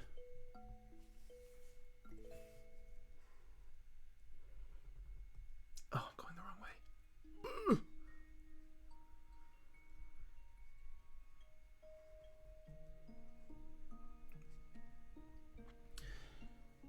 I'm learning a lot of lore. It's pushing important knowledge out of my brain. What's my name again? Oh no. What have I done? What have I wrought?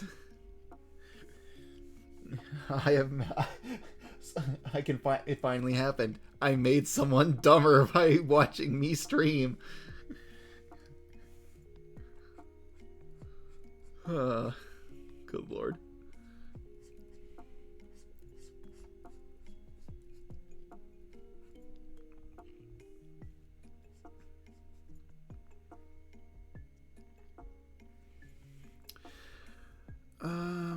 Okay. I think if I make this one just a smidge wider, then I think it'll line up nicely.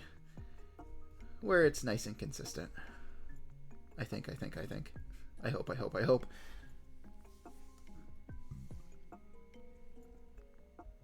It was bound to happen eventually. Yeah. That reminds me when Hank Green was on SourceFed. You remember SourceFed? Was on the Table Talk show that they used to have, which was a really fun show. I binge watched a ton of the episodes of that show because the cast they had for it was super funny. And Hank Green was on an episode of that show with Steve Zaragoza and Joe Beretta. And according to Hank, he's apparently, like, statistically, he's like killed a certain amount of people with his videos. Apparently, he like rattles off some random statistic about having killed people via his videos. And it's like, whoa, dude.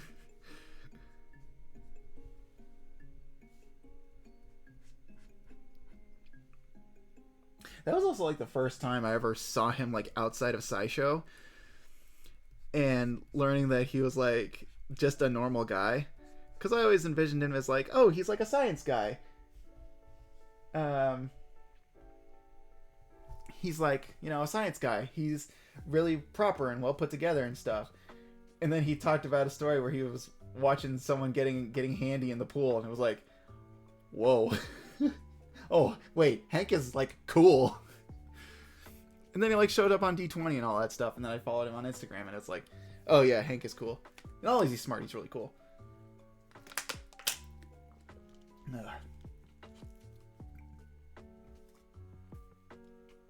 Yeah, I died watching them. Oh dang. Although I guess like being some sort of interdimensional demon, you know, I guess that kind of makes sense. Being dead and all.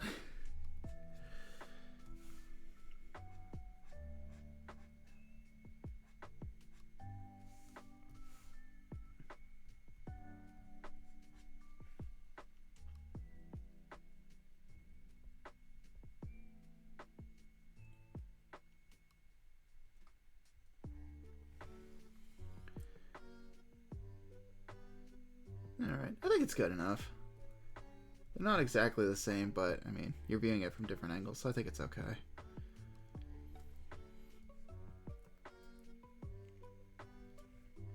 I'm really loving this remix of the Astral Observatory. Or it's not the Astral Observatory. Rosalina's Observatory. Or the Comet Observatory, excuse me.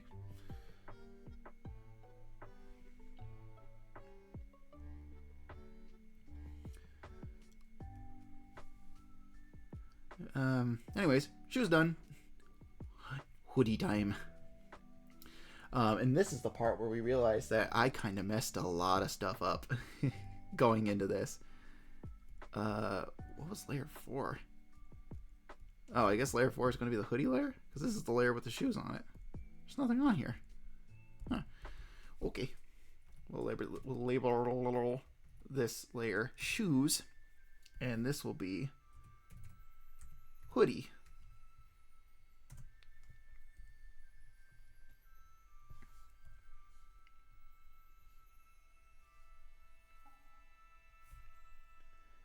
How do you break reality to travel time and space? Be a rotting corpse.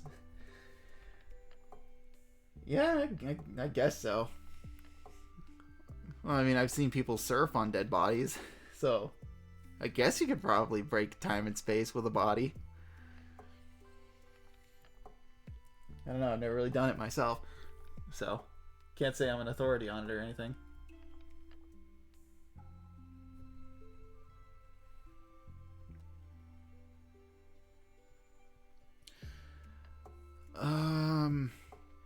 Yeah, so this was the part where this is the part where I realized that I kind of mess everything up.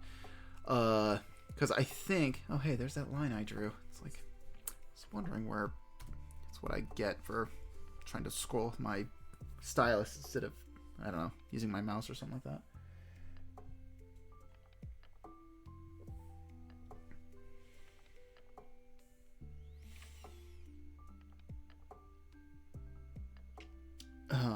So the thing with Dusty and his hoodie is I kind of cheated it a little bit. At least I think I did. I'd have to look at the reference again. Let's do that, actually. Why not? And there's for some reason I have 2 of these.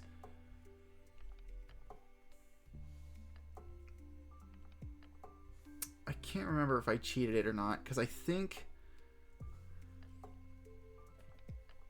because they look in line with each other. So I don't know if I left his head on here or I drew the hoodie on top and then raised his head up to give him like a neck, quote unquote. I'm pretty sure that I just drew the hoodie underneath of it.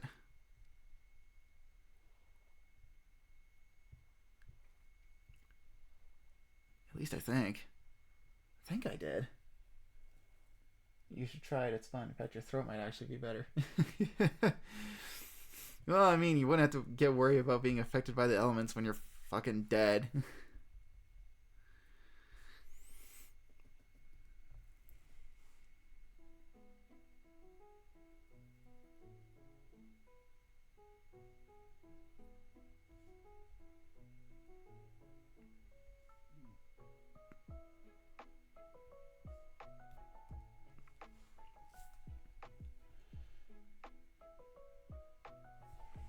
So, I think...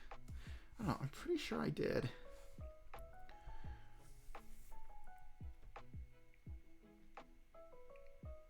Yeah, I think I just drew the hoodie underneath. And I'm kind of glad I'm also redoing this, because I looked at the original file. Also, you can see there's the cuffs of his gloves and there's the cuffs of his sleeves. Kind of glad I'm redoing this, because good grief, I tangented a lot in this. That's like a problem I still deal with. It's like tangent my hands against characters' legs all the time.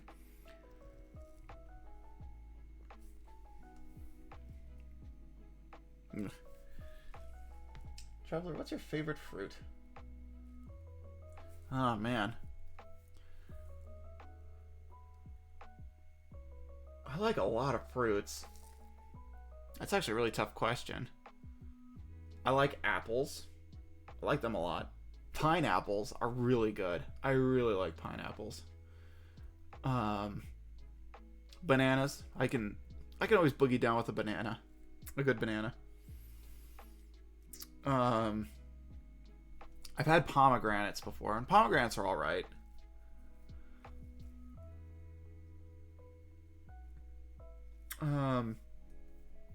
I've tried kiwis before. I wasn't really a fan of them. But from what I'm told, the kiwi that I had was actually really bad. So I think I might like kiwis. Raspberries I really like. Fond memories of going out into family gardens and just eating raspberries right off the plant. Yeah, it's not a tree. It's a plant. It's a bush. I think it's a bush. Yeah, eating raspberries right off the bush. Fond memories of doing that. I love raspberries. Blueberries are really good. I love to eat those dried. They make a really good snack. Dried blueberries.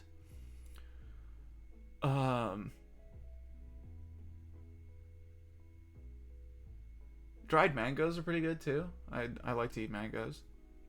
There was a time where I was an idiot, and I got a Ziploc bag full of dried mangoes to eat as a snack, and I ate the whole freaking bag, and the murder that was committed on my internals was horrendous. It was so bad.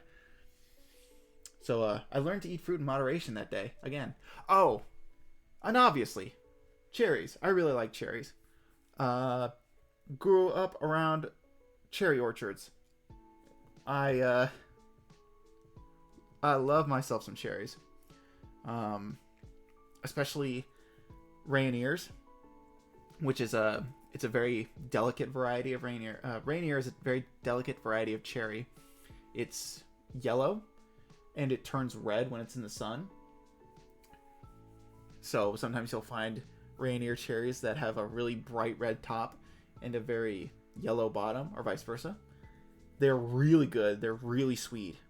They bruise super easily though, and the tree itself is very it's kind of particular. It has a little trouble growing, so it's kind of hard to grow them, but we'd have them in our orchard to act as a pollinizer, so that way when bees pollinize plants, there's enough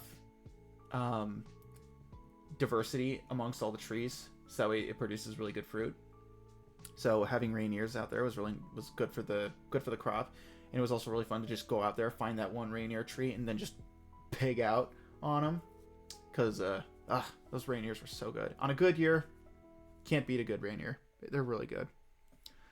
And the normal varieties of cherries are pretty good too. But I like reindeers the most.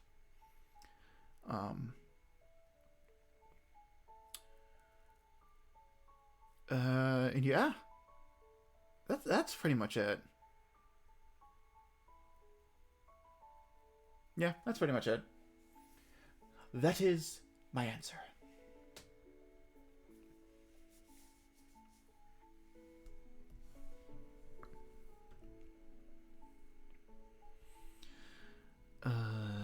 Okay. So I think what I'm going to do is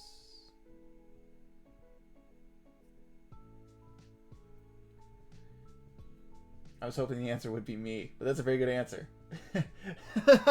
Oh. Well, I mean, you're the apple of my eye. You're a real peach. Cranberries. Personally, I'm a huge lime fan. Limes are pretty good. I don't eat them raw. I have trouble with eating citrus fruits raw. Something about the texture just it rubs me the wrong way. I'm not a fan of it. That and tomatoes. Tomatoes I cannot eat them raw. It's something about their flavor. I can't stand a raw tomato.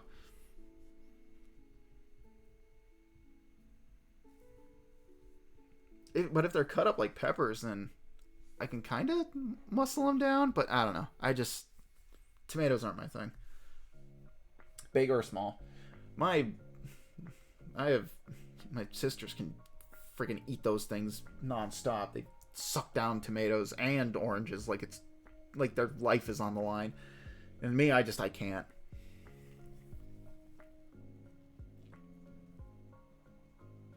Yeah, I totally understand, but lime has a taste, a flavor, a heavenly beverage, godly. Very true. Again, yeah, lemon and lemon lime, beautiful. I love me a good lemon lime beverage. Okay, the only thing I can do is I just gotta charge forward. I just gotta do it.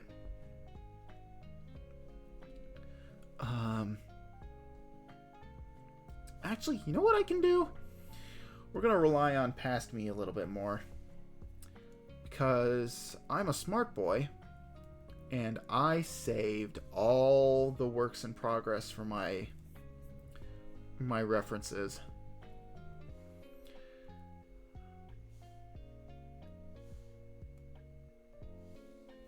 So, we can hopefully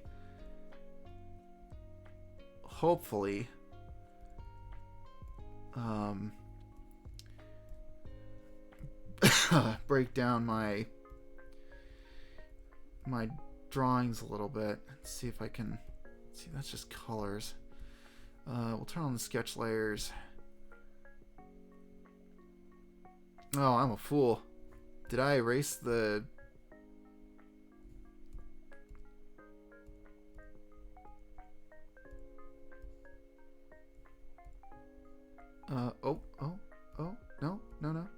No, that's the wrong one. Did I seriously erase the lines on the hoodie?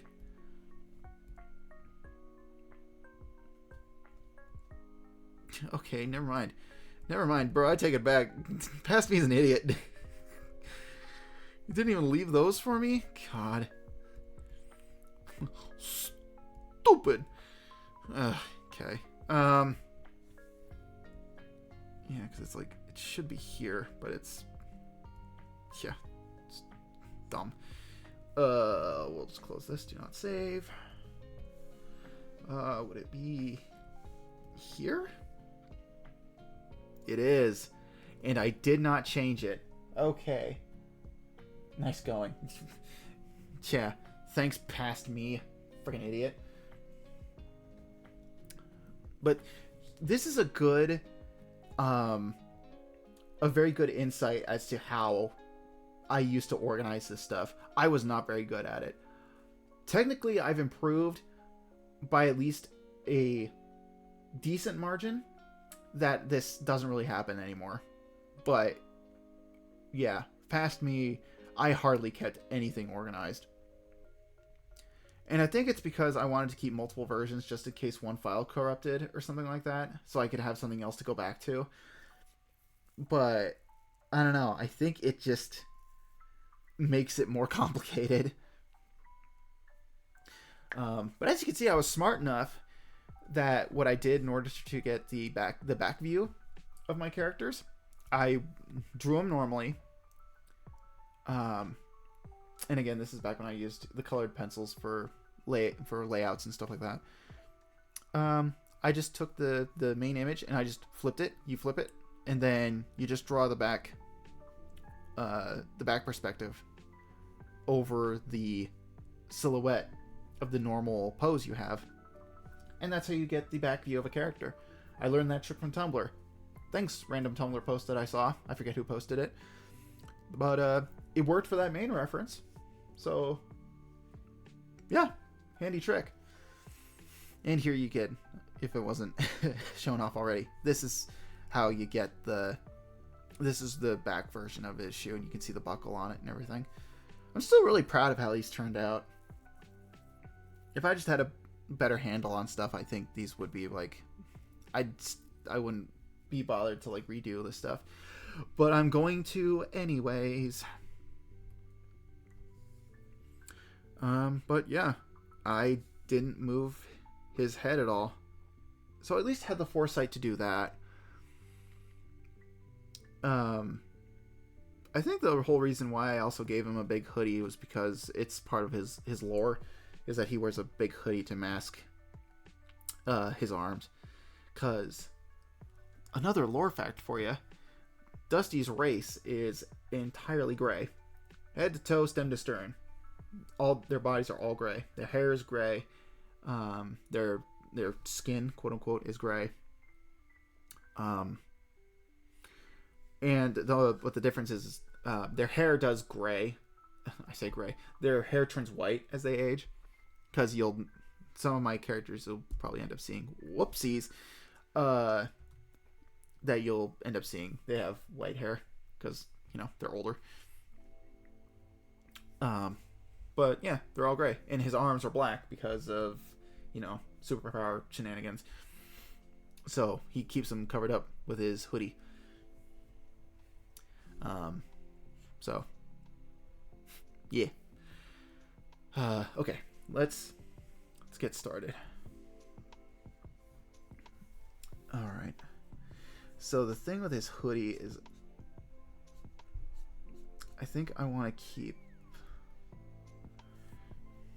I think I might actually have to look up reference for this, because I remember looking at this and looking at how people actually render hoodies, and I think I actually messed up the perspective on how to do this, like where the folds go.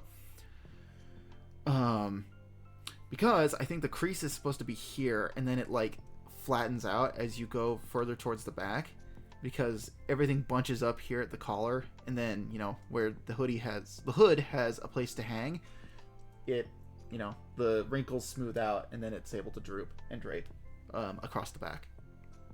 So I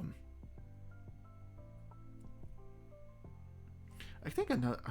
Before I do that, man, I'm getting all kinds of distracted. I need to straighten out his shoulder here.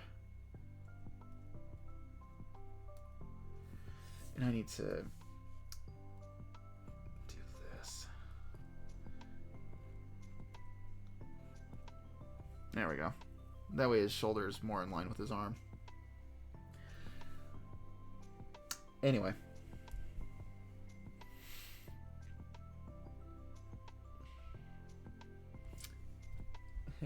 Anyway, I'm going to look up a hoodie reference now.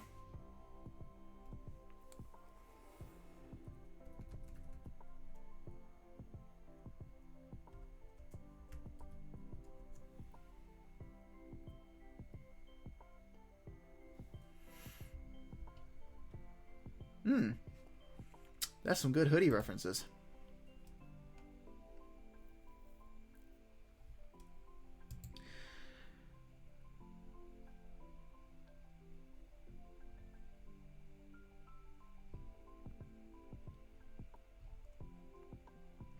Yeah, because see, of course you can't see this.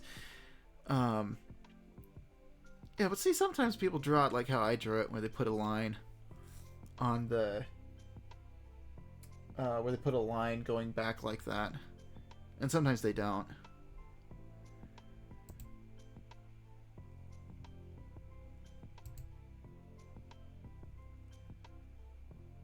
Ugh, AI image references. Oh God, I'm being plagued by this stuff. It's fucking following me.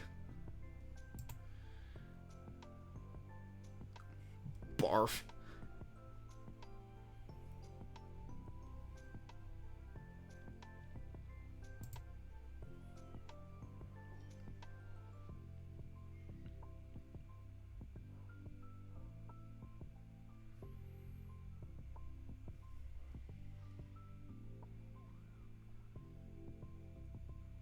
Alright, I think I got a general idea as to what I want to do here. Yeah, oh dear. Oh dear indeed. I think it's time for me to put that extension on my browser that keeps this shit from finding me. So I think by putting it like this, doing it like that.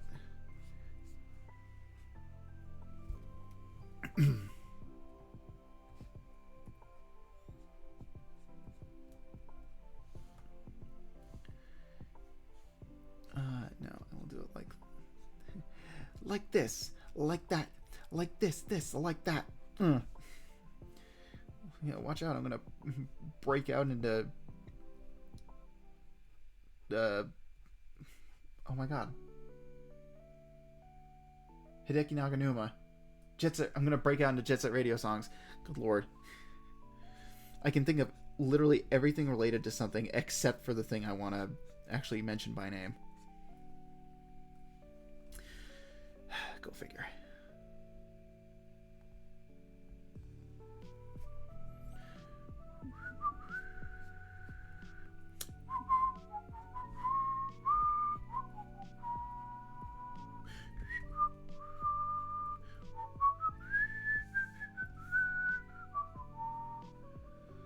No, no, no, no.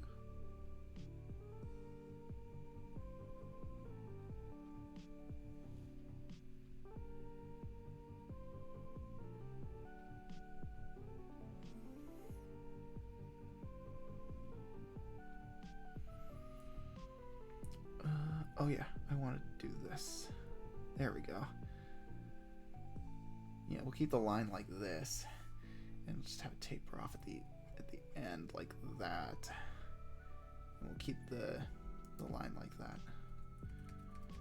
Oops, no, that's redo it and redo until I stop.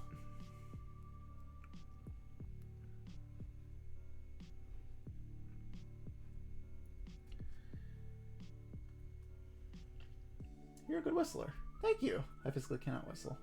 That's a bummer. I didn't learn how to whistle until I was like a teenager.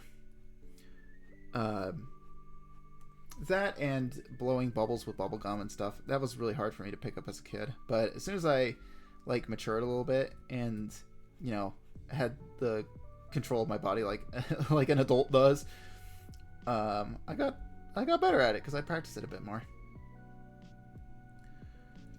But I kind of learned how to whistle in a bit of an unorthodox manner. I learned how to whistle by breathing in. So I would breathe in, and I would whistle that way. And then I would take what I learned doing that and doing it out, like breathing out. And that was how I learned how to whistle. I did it completely backwards. Which is, you know, kind of the way I usually go about doing things. Sometimes. Not all the time, but sometimes.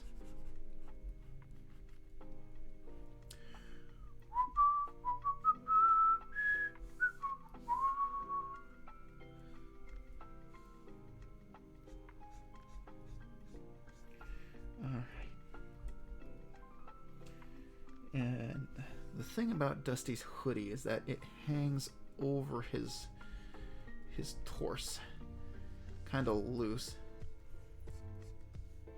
Because I don't want to say that he wears a like a size too big, but he wears a pretty decent sized one, so it hangs over the majority of his body.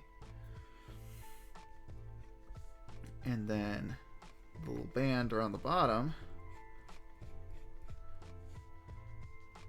goes here.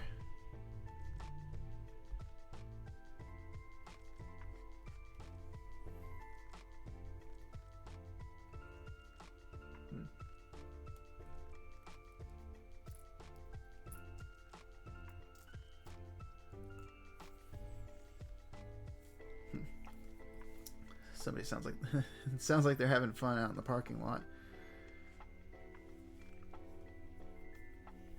I hear engines revving, so it sounds like they're like doing donuts on the ice or something like that. Just don't hit my car. And he's got a big hood in the back because it goes down to here. Because he's got a big head. Fucking 5 head over here. He needs a big hood for his hoodie. And also for his hair. My god, he's got a lot of hair.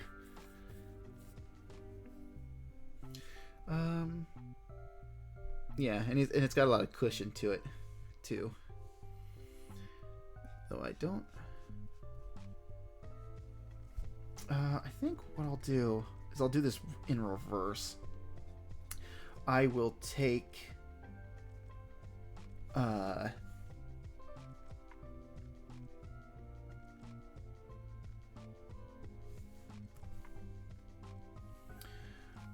I will draw the cuff first. I'll do a cuff first approach.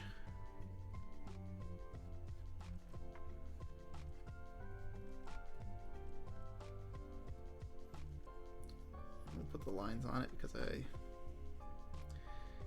feel like doing that.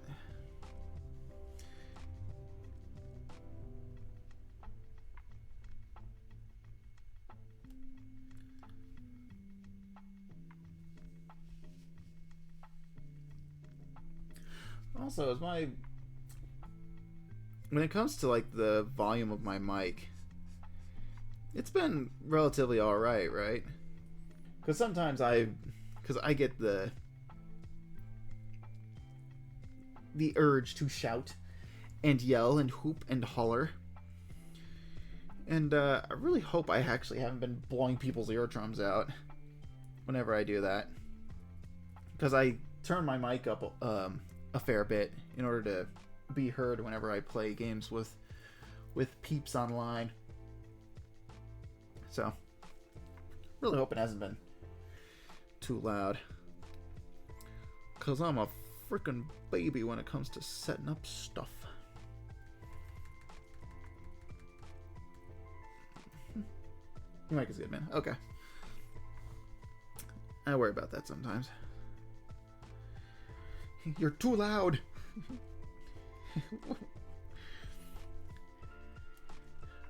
Sorry, boys. I'm just afraid you're too darn loud.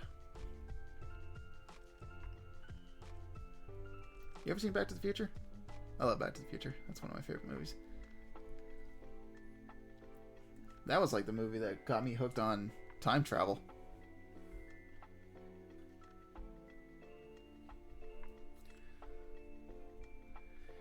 And what started me down the path to being a freaking universe traveling, dimension hopping Dweebosaurus Rex. Additionally, I just kind of whistled. Yo! Live on stream. Learned how to whistle. Yeah, I made someone stupid and I taught him how to whistle. I am amazing. Back to the Future is a damn good film. Hell yeah, it is. I love that movie. It's so funny. When it comes to that trilogy, and I don't know if a whole lot of other people share this sentiment, because I've heard like one other person say this, so I don't know if it's actually a very popular opinion or not. But I love the first film completely standalone. If I am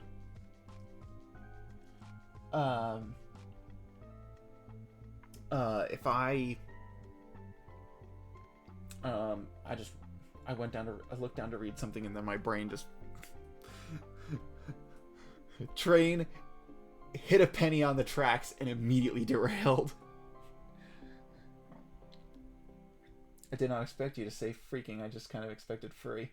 Oh, I picked up freaking from Strong Bad and Homestar Runner because he said freaking all the time. He said freaking and crap a lot, and that's kind of where I picked that up from. I never really said it around my parents though, because they're like, you kind of half swore. It's like, okay, sure. And I just kind of hop between them.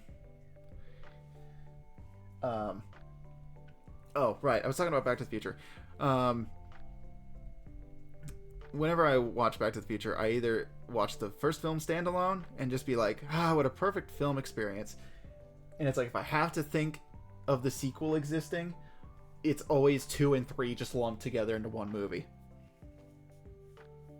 Because I love how Back to the Future 1 is just this fun time travel romp that it just has a beginning, a middle, and an end, and then a little tease for like, oh, time travel isn't over yet.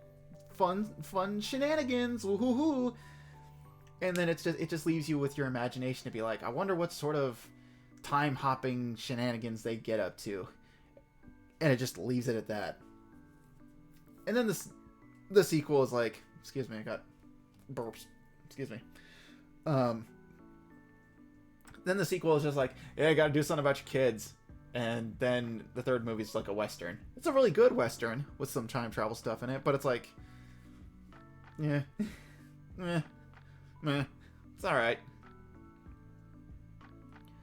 But it's like, I have to look at it as a whole, or it's just the first movie and that's it.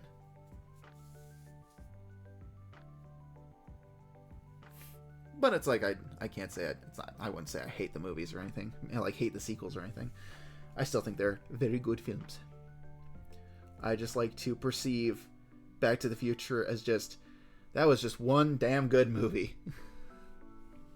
And they didn't do anything else with it ever again. There we go. I need to move the hoodie strings over. So what we're going to do is I'm going to... what do I want to get rid of? I think I need to get rid of this here. And then this part here.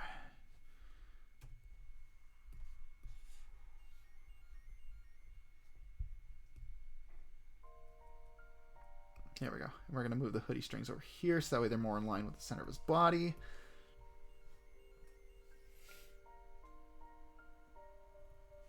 Yeah, I prefer the original Back to the Future to the others. They aren't bad, but I didn't like them as much. Yeah, and that's kind of the same feeling I have. It's like, yeah, they're decent movies, but nothing really beats that original film to me. Because it's like, it has the perfect amount of stakes to it. It gives you that tension of like, will he make it back?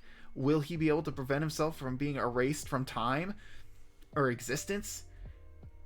And then, and then it has the climax of the movie where it's like the clock tower and everything, and it's like there's like a twofold climax where it's like you're dealing with Doc on the clock tower and Marty in the car, and then it's all the stuff after that. It's so good.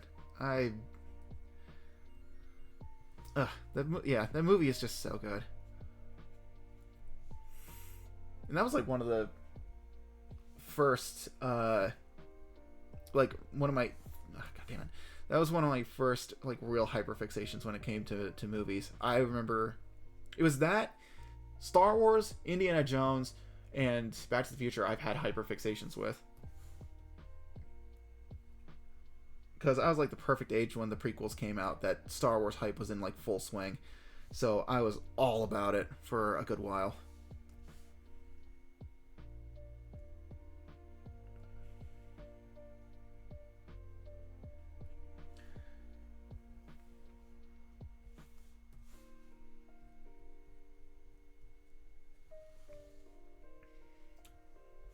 Alright, almost done with the hoodie.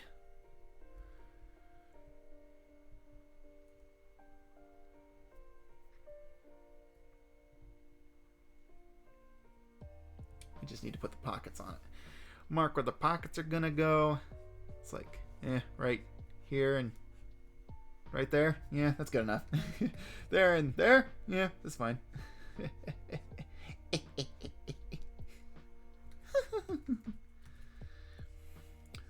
Oh, what a charming little boy. A tuppence for you. Completely unrelated film and concept and everything, really. Have you ever seen Death Becomes Her?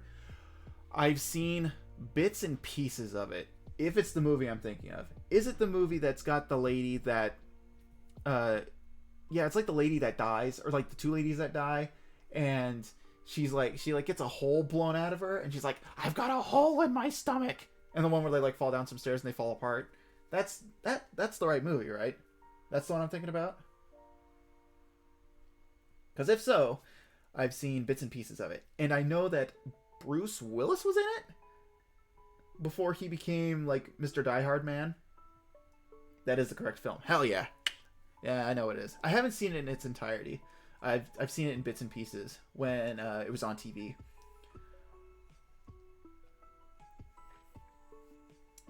So I guess the answer would be yeah, not in its entirety.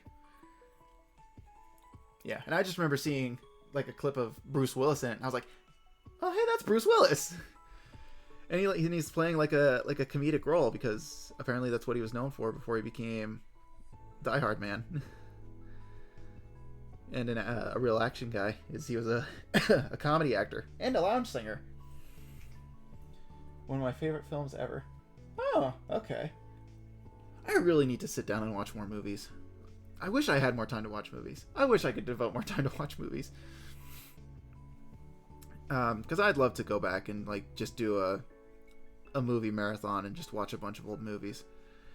Like I really want to sit down and watch the original Alien at some point.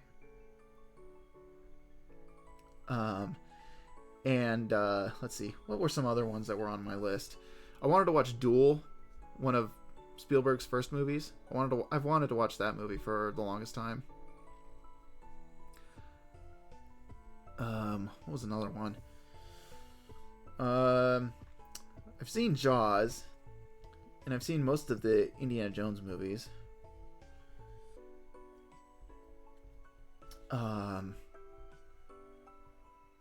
Man, I had a list of these. I should see if I still have it.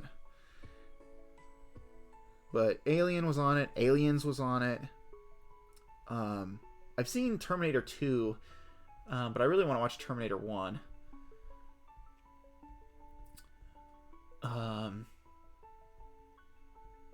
Yeah, and some other old movies, I think.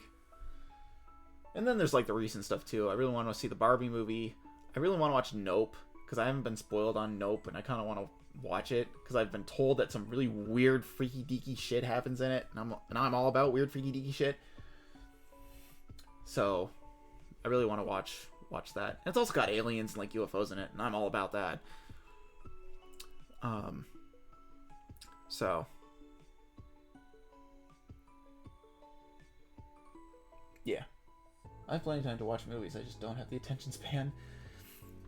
Yeah, and that's kind of my thing too, where it's like I hardly have the wherewithal to like sit down and watch a movie because it's like, oh no, I'm off work. What I want to do? I want to relax. No, I want to work on art. No, I want to. And then I stare at a wall for like 5 hours, or I watch YouTube for like several hours, and then I go, where'd the time go?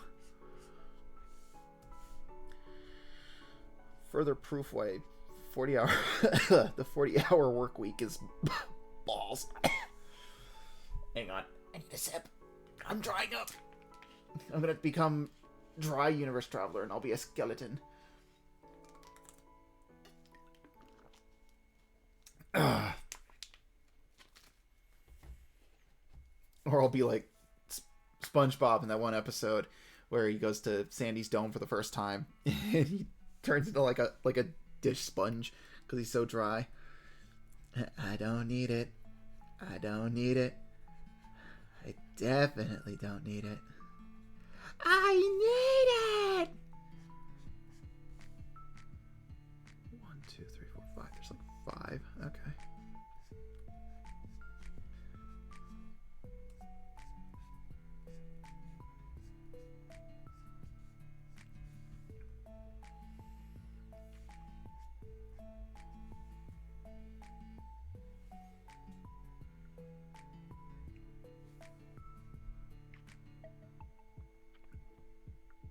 Okay.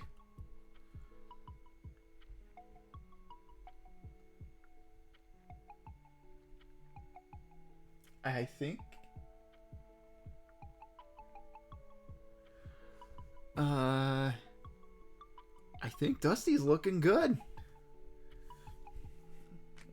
Rock grinding noise. Let's push him into place.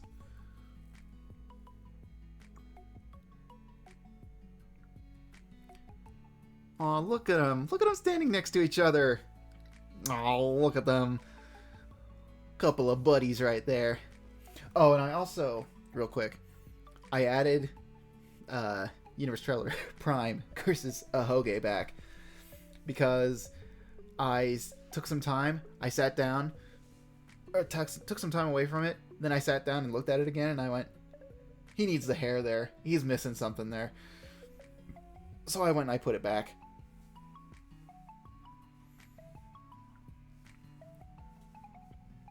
But I didn't put a huge curve on it. It's just a little upside down crescent, basically.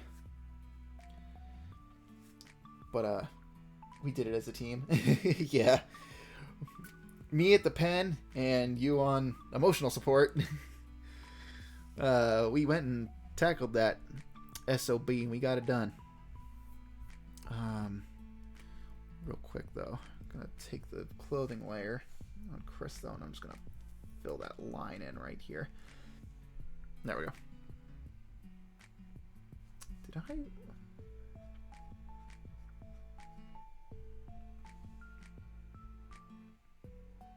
There we go. I'll probably have to work on that a little bit as I fill it in. But yeah.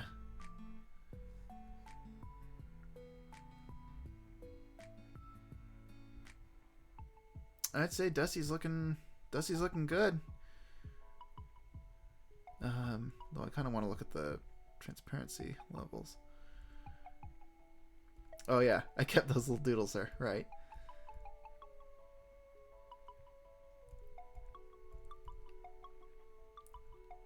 Aw. I still look at him and I go, yeah, that's him, all right. Yeah.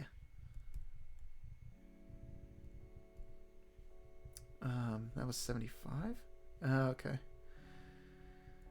The face, yeah, we can jack that up a little bit, and then this can go to we'll put it at 65. Same with the arms. We'll put it at actually we'll put it to 70. There we go. All right, let me put this down to 60,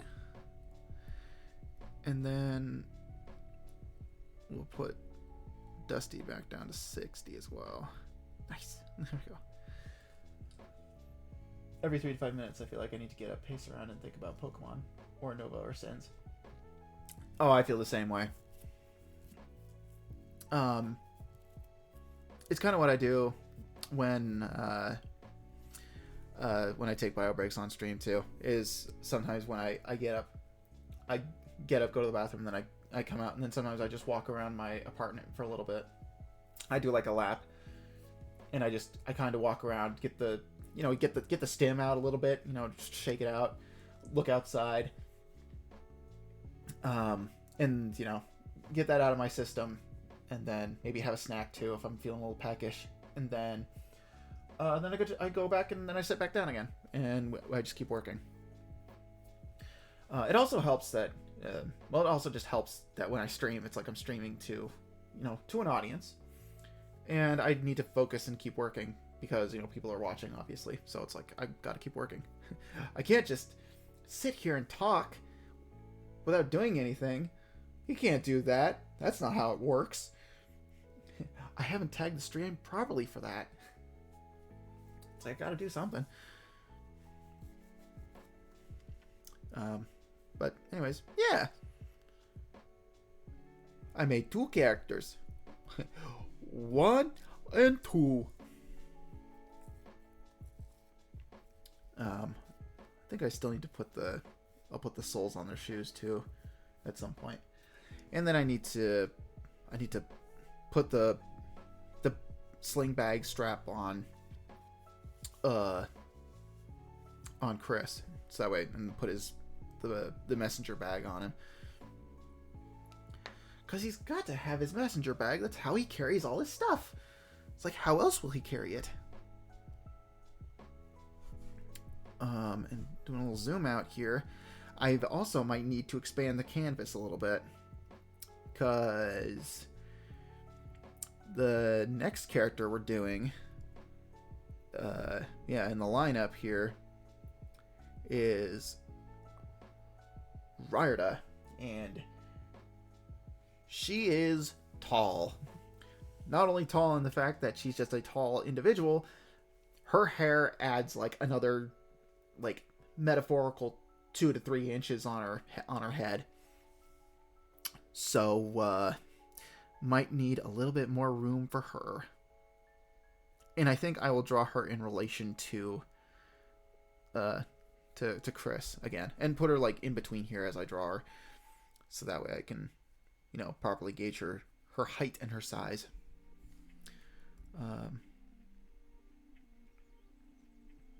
Yeah, we got enough time. I'll keep going for just a wee bit more. I'll at least get her started. And then maybe work on it a little after stream or something, because I know I gotta get food in my tum because I'm not having a repeat of last night, and I have work tomorrow. So this evening is going to be I wouldn't say a cluster, but it's going to be very busy. Busy for a Saturday night anyway, which would technically make it a Sunday night, but at this stage in the game, what is anything anymore? Right, no.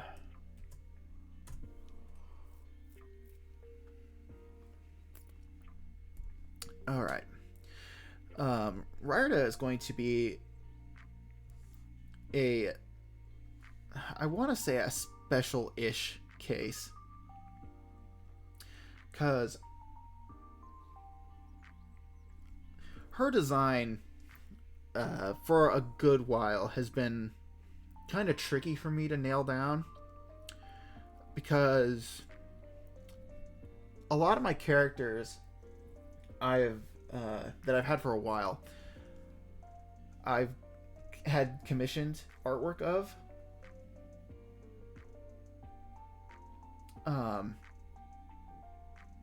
So it's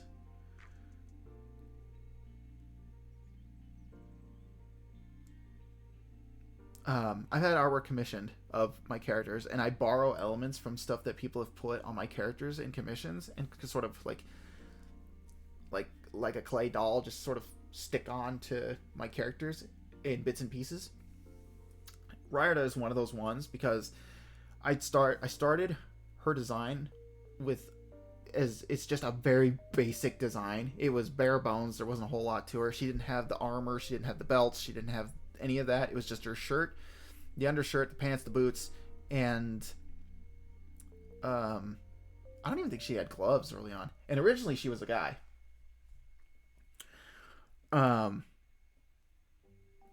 The hair has been there though for a long time. But there have been different interpretations of this character that people have drawn her/him as. And when it came to taking those designs and interpreting them through my style, I've always had a lot of trouble with it. But I've always had the image of her in my head, and I always known how I wanted her to look. I just couldn't actually put it out there.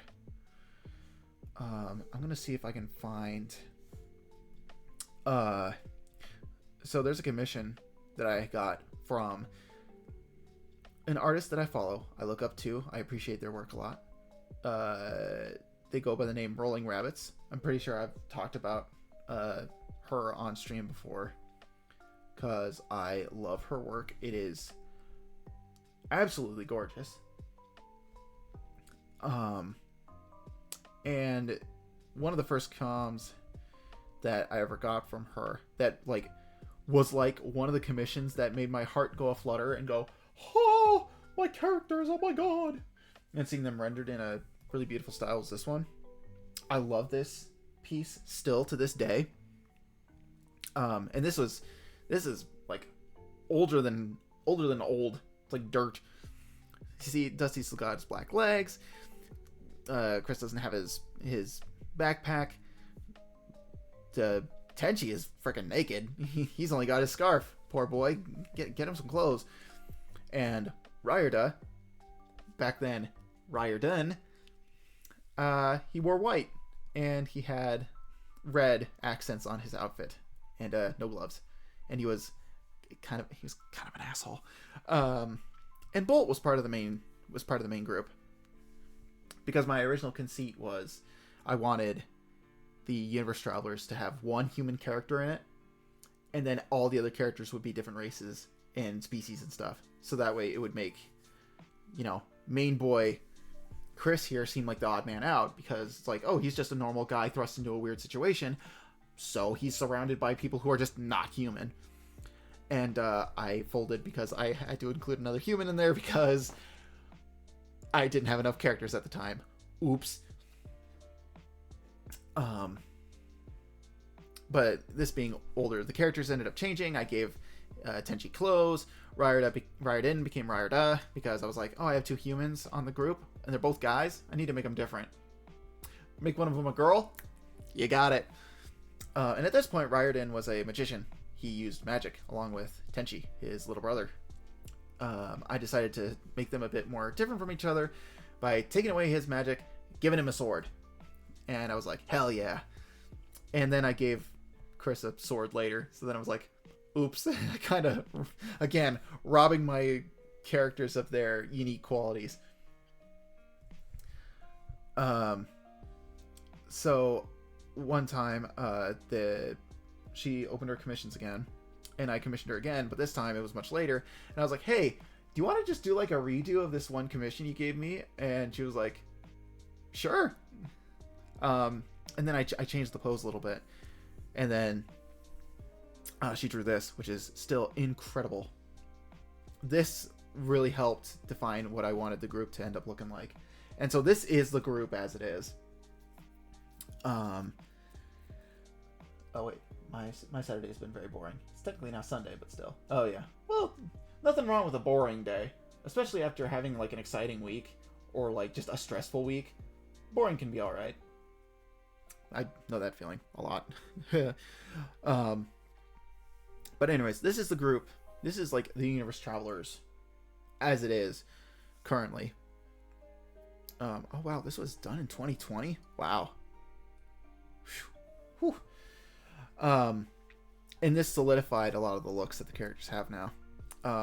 In my original design, I had a lot more detail on Ryerda. She took a lot of the detail out in order to draw the character, and I was like, that's actually really smart. Removing detail makes it less tedious to draw. I like that. This was also when I changed the outfit from white with red to red with purple, because I wanted to give each of the characters their own color.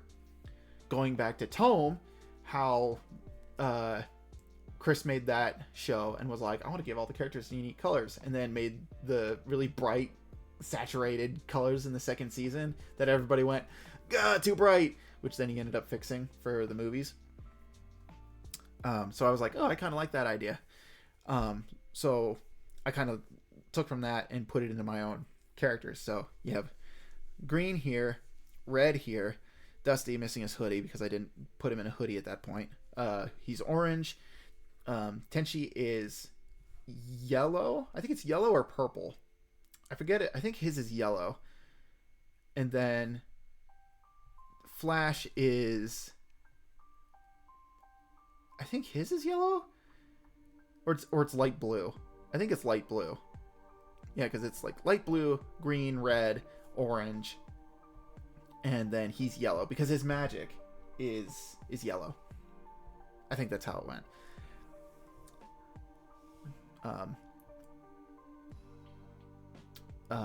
Forgot where I was really going with this. Oh, right. Ryerda's design was, again, solidified through commissions and such. And this was, like, the piece where I was like, this is the one. This is how I want her to look. Kind of, sort of, but not really. But this is how I want her to look. The shape of her face is perfect. I love this face shape for her. I wanted her to be a bit more masculine presenting. So, you know, she has shorter hair. It points up, whereas Chris's points down. Because, you know, she probably takes more time to style her hair. Or at least she's more disciplined. So, you know, she keeps her hair short.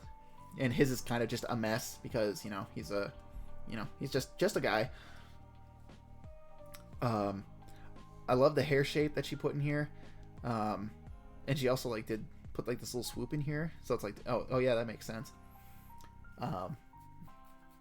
But I kind of changed how this works. I hope I have the inspiration that I found in Pinterest saved for this, because it's actually really important. But the face shape here, the eyes, the hair with the 2 flicks right here, perfect. The gloves, all of this stuff is like, yes, perfection. This is what I'm shooting for. So this is sort of what I've been trying to achieve with my work, and like failing to hit, because every time, because I drew this and I'm like, this is as close as I'll ever get, and I'm like, nah, I can do better than that. I'm pretty sure I know I can do better than that. So I'm taking this opportunity, and we're gonna do it again. We'll do it live. And I'm going to see if I have that picture saved. The color idea is really working, huh? Yeah. I like giving characters like their signature color,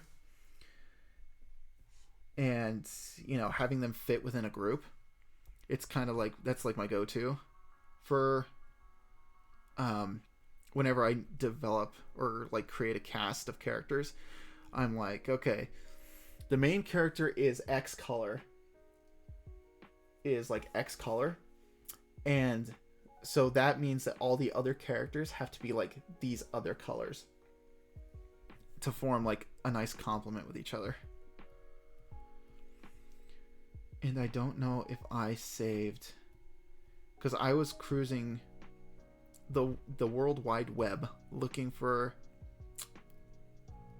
pixie cut haircuts. Pixie cut haircuts for women.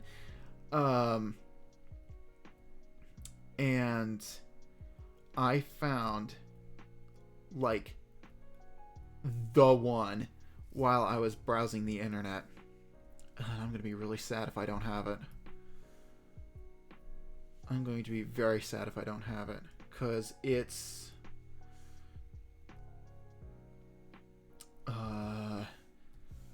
that's my backups.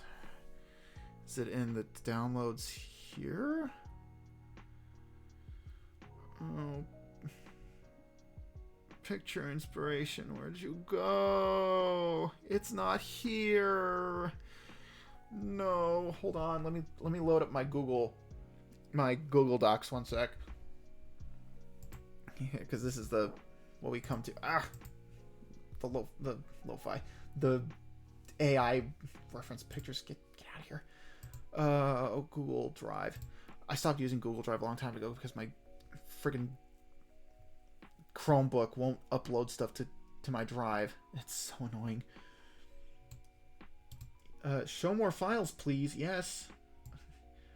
Why do you think I'm scrolling? I need to see my things.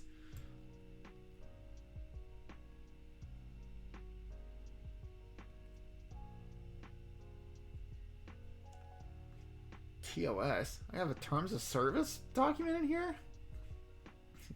Okay, I'm gonna have to look at that. What? Info for prompt engineering? What the fuck is this?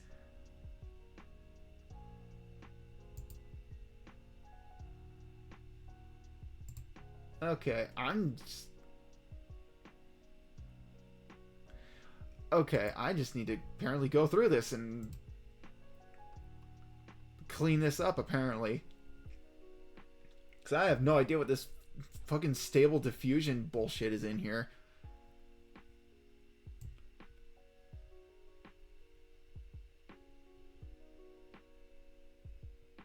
Oh my god, did it... Is it just saving Google Docs that I've opened in the past?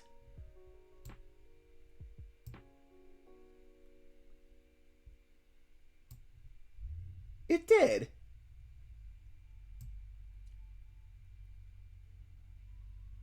Oh my god. Ugh. This is why Google Drive fucking sucks. I hate you, Google Drive.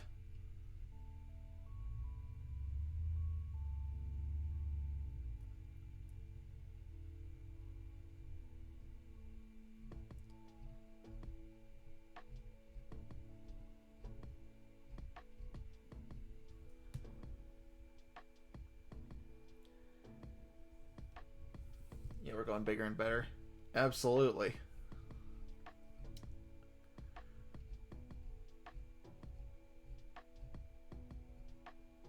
Man, there is just a lot of crap in here. Jeez Louise, man.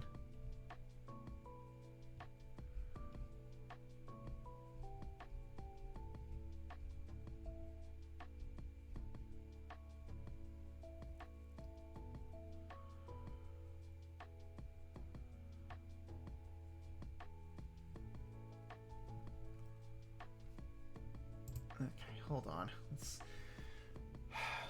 I thought switching over to just a list version would be better, but no. Yeah, this is really fun, huh?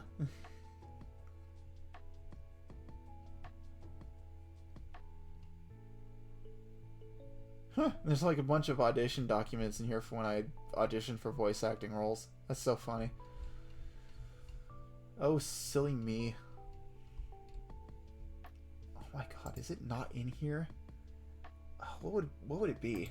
Photos and images. Yeah, that's good enough.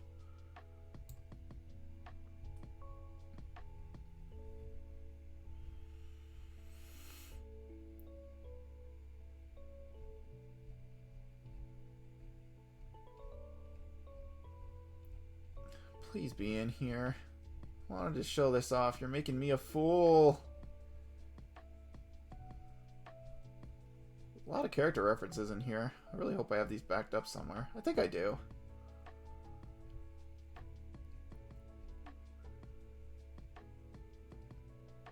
Oh yeah, I'm pretty sure I do. You know, because I'm pretty sure I saved a lot of these off of here because I stopped using Google Drive because it sucks.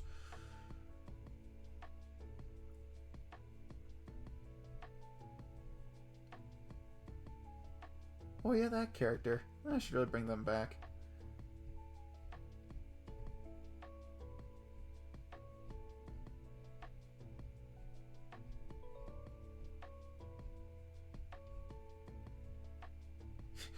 It's loading these so slowly. Every time I hit like a little load spot, I get slightly terrified because I'm afraid I don't have it. It's not in my Google Drive.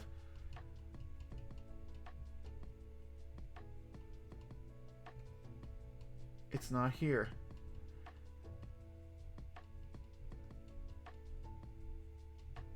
Bruh.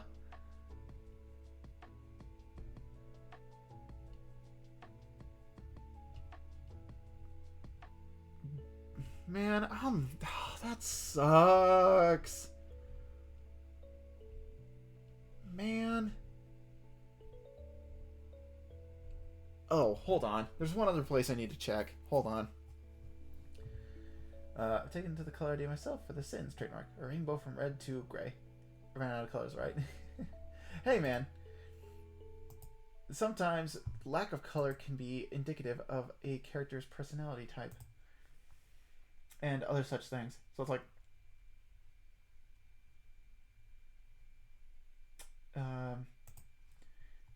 just use what you got. And I think the music freaking stopped.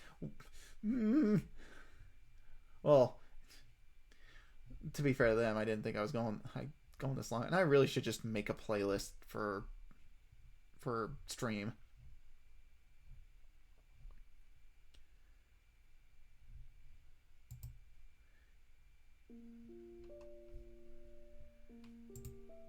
Okay. So what I'm going to do is I'm going to check my Chromebook files because those don't actually sync with my drive, which I'm kind of glad for, honestly. It's here. I knew I saved it. Frig. Okay. Ugh, it's gonna be... Okay, whatever. Okay, I at least saved it. Alright, hold on a sec. I'm gonna do some... It's gonna be some riveting content here. I know it's been riveting, but... Friggin... We're gonna do some stuff here. Because I friggin' need this. I'm gonna send it to myself. Because here's the thing, because I would also put stuff on my drive to download it from one computer to another.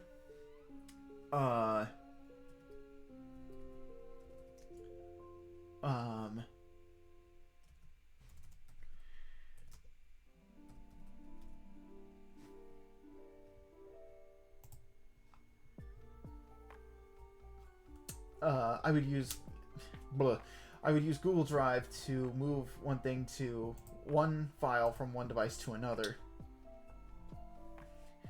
Need this ASAP, please. Thank you. Send. Okay, we're doing it. But I would try to send my thingies from one thing to another through Google Drive. And the Google Drive was just like, sorry, we can't accept this file. It's like encrypted or whatever. Or some malarkey. And it's like, oh, well, I can't upload anything? Well, then can I download stuff? And then they were just like, nah. So it's like, it's so freaking annoying. Yeah, I freaking hate you, Google Drive. I'm gonna go through and I'm gonna clean you out and get rid of you. I hate you.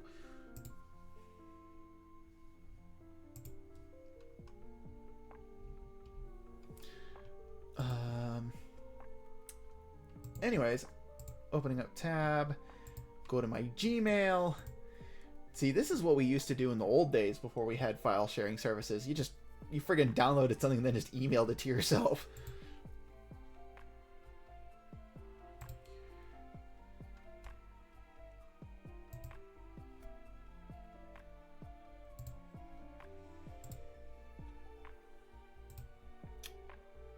Alright, so now if we go to open, go to my downloads,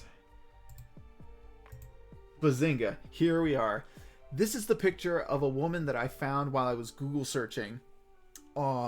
Just Google image search. This right here is literally what I pictured Riot's hair to be like if you rendered it in a real style. Just fucking this. Like, hold on, I need to get my stylus out. This right here, that is what I always pictured her hair to look. And it's like, when I found this picture, I was like, oh my god, it's literally her. What? And it's just this one lady in a wrist brace, I think holding a vape. Is that a vape? Holding a vape, drinking something out of this tin cup, just doing her thing. And I'm like, oh my god. It's perfect. So thank you, person who took this picture, and thank you to the subject of this picture, random lady and or man and or non-binary. I don't know. I am making assumptions here, which is not my place to assume. But you are literally the realest interpretation of my character that I've ever seen. So thank you. So thanks. I don't know. It's weird, but yeah, this is literally it. And I was like, I can make this hairstyle work without having to do like the weird strand over thing that Rollin' Rabbits did in that one image. So I was like, this right here. They're really pretty though. They're very pretty. Anyways, I did not change it. Do not save. And I'm glad I have this on my computer now. So, there we go. A whole roundabout thing to try and find one picture. Okay. I also need to clean the downloads off of my Chromebook too, because it's full of stuff I need to save. Let's see. Ran out of colors. I remember you always talking about your love for Stable Diffusion, your favorite conversation topic. Don't you fucking dare.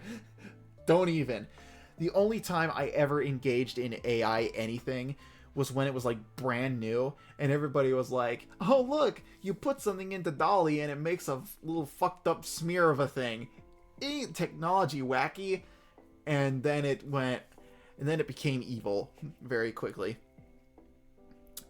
So that is why I don't. It's like, not anymore. Get that shit out of here. Unless although I do download all the AI adopts that I see on DeviantArt and I use them for art inspiration because, you know, it's all stolen stuff anyway. So fuck it, who cares? Except not really. Yes, really.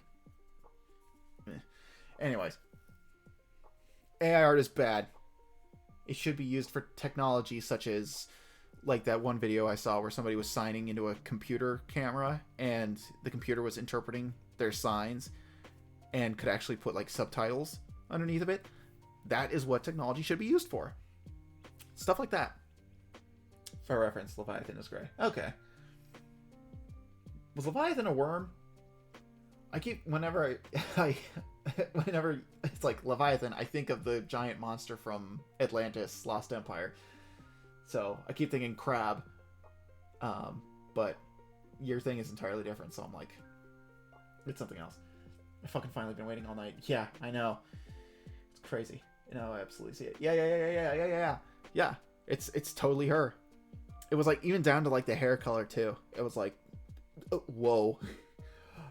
It's like, it's blowing my mind right now. Anyway. Yeah, I've kind of wasted enough time going on that little detour. Leviathan is an eel. That's right. I remember now. That is correct. Okay, so the thing with Ryerda,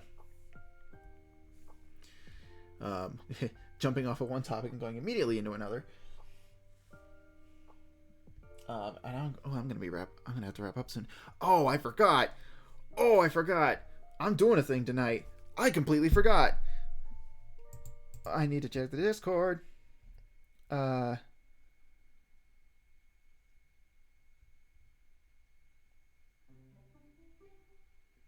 Okay, I'm planning a thing with some friends, so I'm gonna keep my Discord open, just in case, because I was doing it. I completely forgot I was doing a thing that I'm gonna have to prep for. Oops. Oopsie poopsie.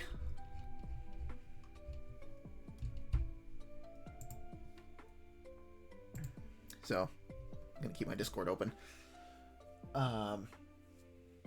Yeah, I forgot I was doing a thing. Hopefully it's still on.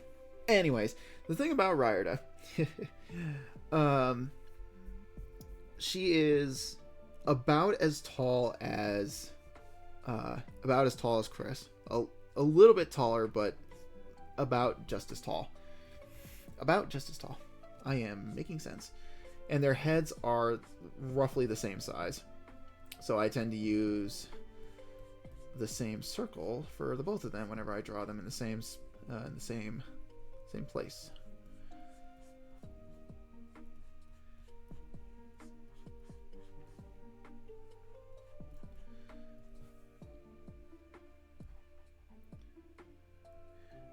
Okay, I think that's good enough. So we're just going to take the move tool and we're just going to scooch it over this way.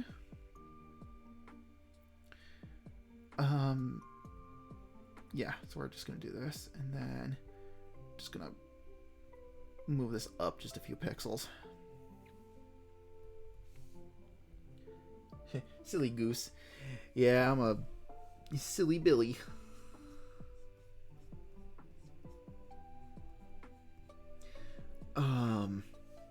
And see, this is the fun part. Rarda, will probably be the character that I'm going to take the most time on with this whole thing, because she is one of the more detailed characters in the entire roster of my cast, so to speak. Because not only is her outfit incredibly busy, there's just a lot of futzing I gotta do in order to make it look right.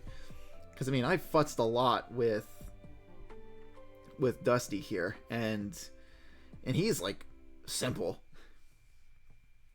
So imagine a character who's actually way more complex, that's got a lot going on. So it's like, that's gonna take me a while.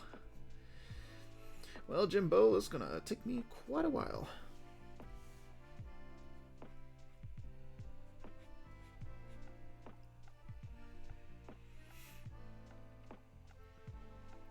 And I'm also gonna have to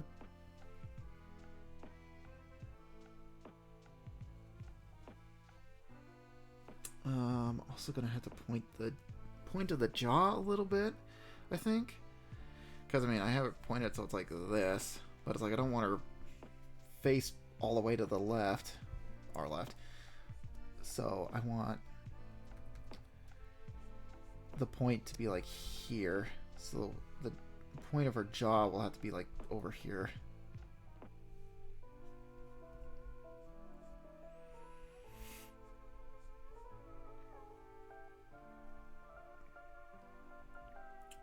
Design characters is hard. Oh, it's very hard. And the fun thing about Rarda too is I've had to learn how to cheat her design a lot, because her hair is, when in looking at it like a 2D object, her hair is a very defined shape. So getting this to look right at certain angles is kind of difficult. So you kind of have to do like the Kakyoin cheat, or like, what are some other characters that are like this? Sonic sometimes in some shows is like this, where, you know, if a character looks in different ways, their hair kind of shifts with them. I know it mostly from in recent memory from JoJo, because Kakyoin has that. I don't want to say a cowlick, but he's got like that thing that kind of dangles off of the right side of his head and it like hangs down. I don't want to say it's a bang or anything, but it's like it hangs down, and that thing has a tendency of changing sides on his head depending on where he's looking. So it's kind of the thing I've had to adopt with Rarda and some of my other characters, because I gave them such impossible hairstyles.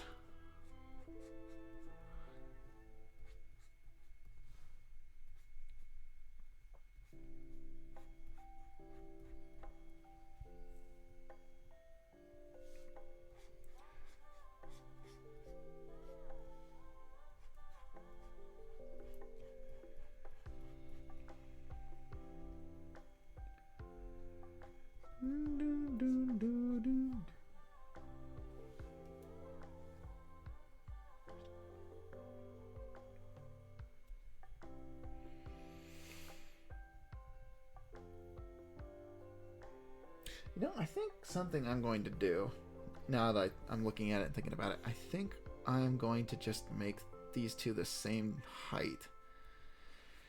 Because I don't think, like, actually making that much of a difference in their height that's significant. Because I think that's just a detail that'll get lost the more I draw them. So I think I'll just end up making them the same height. And giving her the height advantage because of her hair.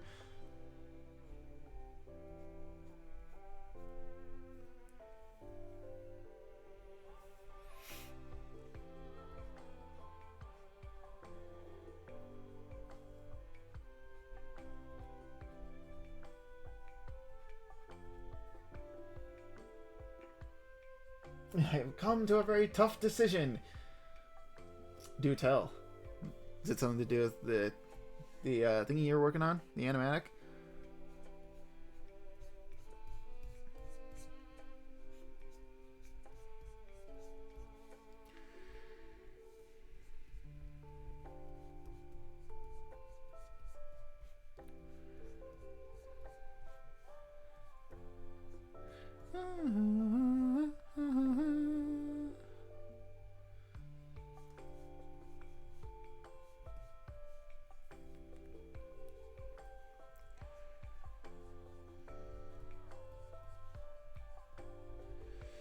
Alright, and Ryder doesn't really have that much of a pinched off waist.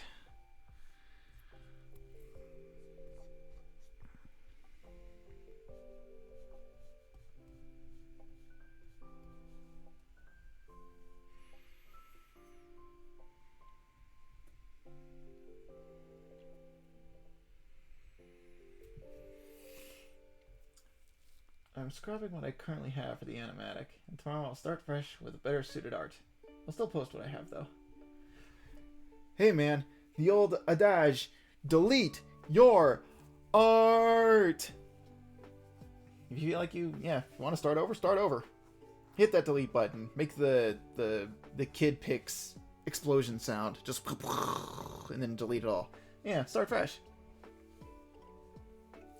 I do still want to see what you did though, so I'm glad you're posting it. So, still looking forward to that. And also glad that you haven't given up on it too. That's also important. I feel like that's also important to mention, just, as a note.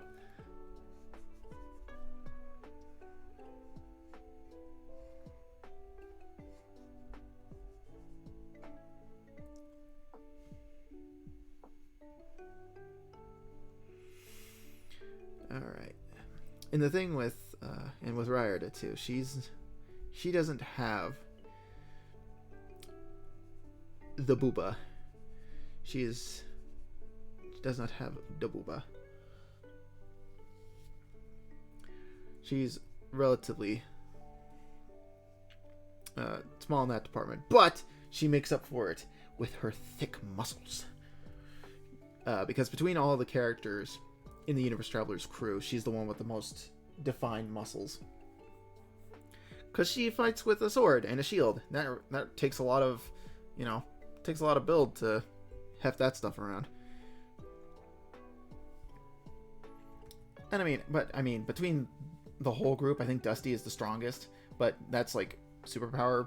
That's like superpower bullshit. So he doesn't really count. Kinda. Ryder had to earn her strength, which makes her one of the more dependable members of the group, because she's got a good head on her shoulders and a good sense, good fighter sense. She's got good intuition, so she knows what she's doing. So I wouldn't say she's kind of the group mom a little bit. But I feel like the parenting is kind of split between Chris Ryerda and a little bit of Dusty, because he's also kind of the one that he kind of has a bit of the maturity, because between the five of them, Ryerda and Dusty are the ones who are more competent in themselves to deal with super situations, that involve fighting and stuff like that. Tenchi's kind of there too, but he's kind of young, so he's a little inexperienced. And Chris is he's just thrown into this thing head first into the deep end, and he doesn't know what he's doing. So it's kind of up to Ryerda and Dusty to kind of get everybody on the straight and narrow, and to make sure everybody's sort of doing their best.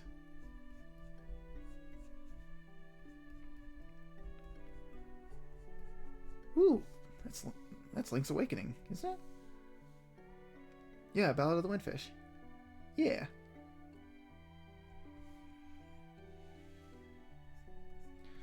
So, and this will be another fun thing to battle with, is making sure her thighs and everything are...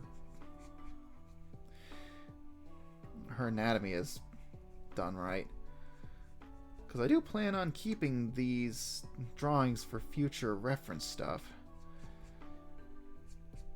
Because, I mean, I'm designing a character. I may as well keep the stuff for later use.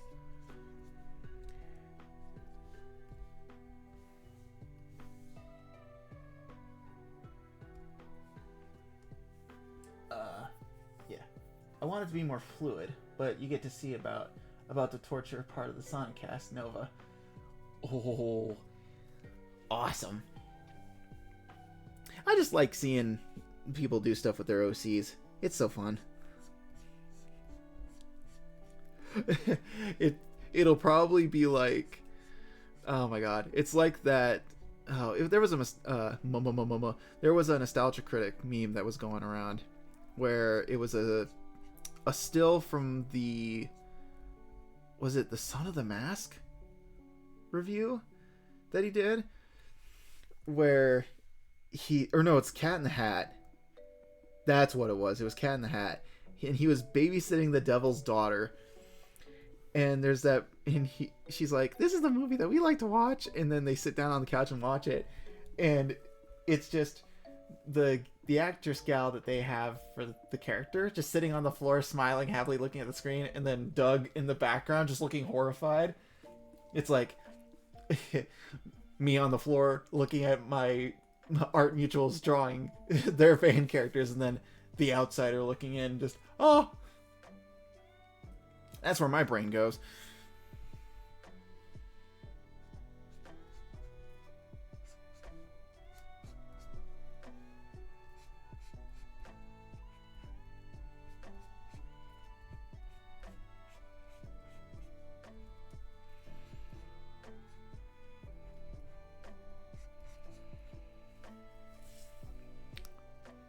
Oh man, I can already tell this is this Rierda is gonna be way different than any other time I've probably drawn her.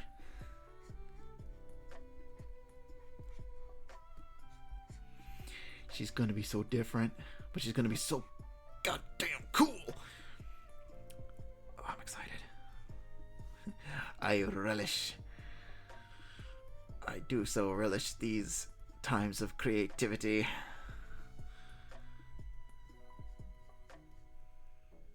And when I finish with these characters, I can't wait till we get into the weeds of some of the other characters that I have, because I'd love to like get, I don't know, Steve, get him out there, like Maya, and like the superhero verse characters. It's like, talk about characters that I completely neglect. The friggin' superhero verse characters that I've crafted whole ass backstories for and just done nothing with them, but end up like playing some crucial part in this story that I've concocted.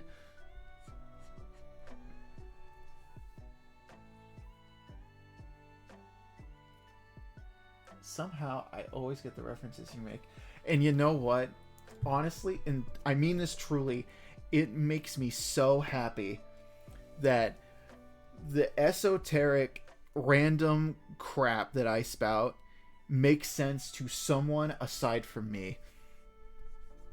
It truly makes me feel better, because, you know, it's, people have their own unique ways of communicating their ideas and their thoughts and feelings with people, and or just with the internet in general. And I can't speak for everybody, but to me, it makes me feel so happy knowing that somebody understands me and I feel understood.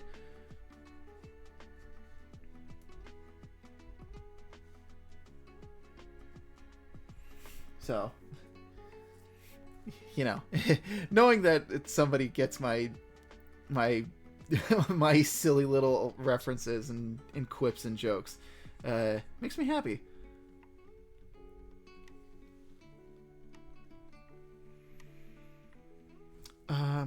We can actually get rid of these two. You don't need to be here. It's fine. It's fine. You don't have to be here.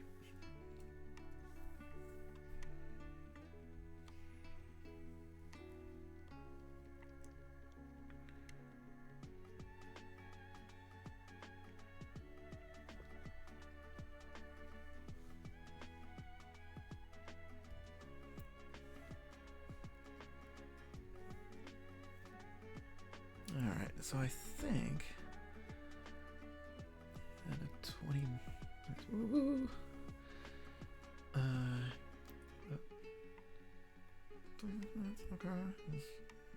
okay, so I think once we hit about the 4-hour mark, I think I'll call it. I'm just that cool. Damn straight. You're at least cool in my book. I think you're pretty cool.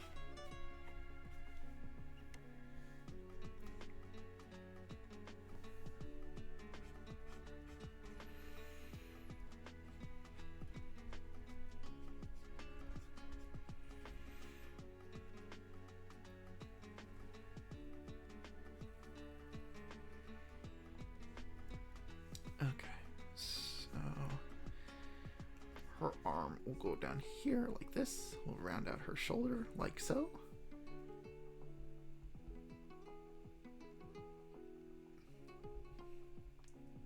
Oh, thanks, Traveler. You're in my books. Oh. Oh.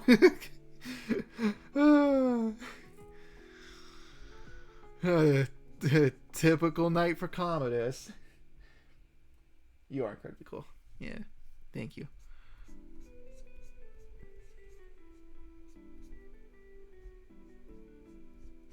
Oh, this song. What's... Yeah, it's Deku Palace. Yeah. Man, I'm actually really digging these. It's a Game Chops one. Okay, yeah.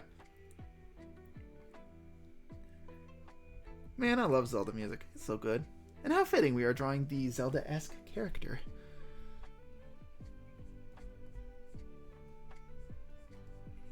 Or we can also... Whoops. Oops. There we go. Yeah, we can take Dusty out of the equation, too. I know you're there for emotional support, buddy, but I kind of need the workspace to be a little clearer.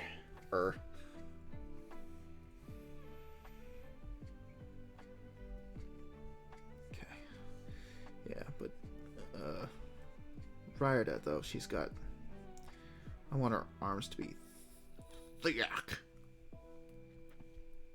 Or at least, you know, pretty decently sized.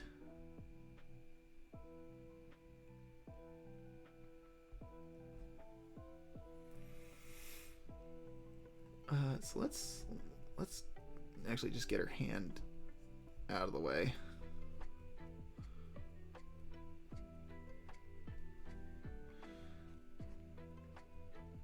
There we go. Bazinga.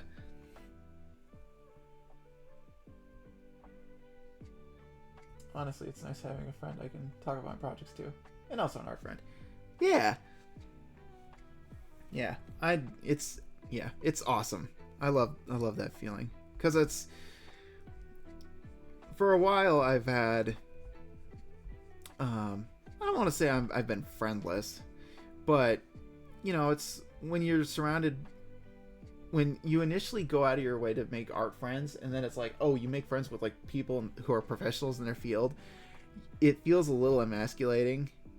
And, to be like, this is the stuff I made. Look at it, isn't it neat? And they're like, yeah, that's really cool, sweetie. And then they're like, I've made 5 art prints and 6 pins and all of this other stuff. I have to sell this at a convention, and I need to make back. And it's like, oh, okay.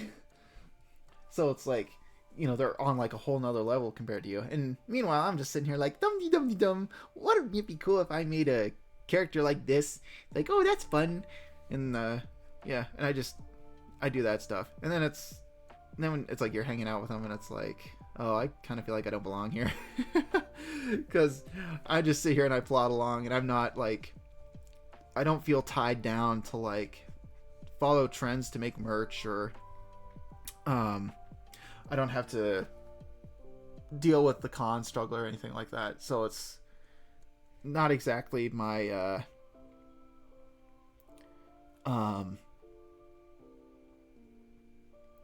it's like I don't go there, essentially.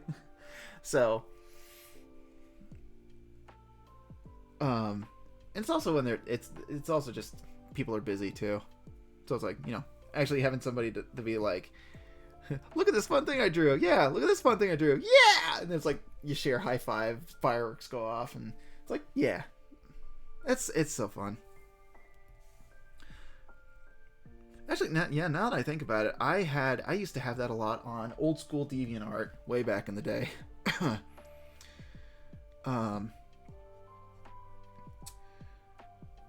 Back when it's like everybody was like really young, you have a lot of free time on your hands, and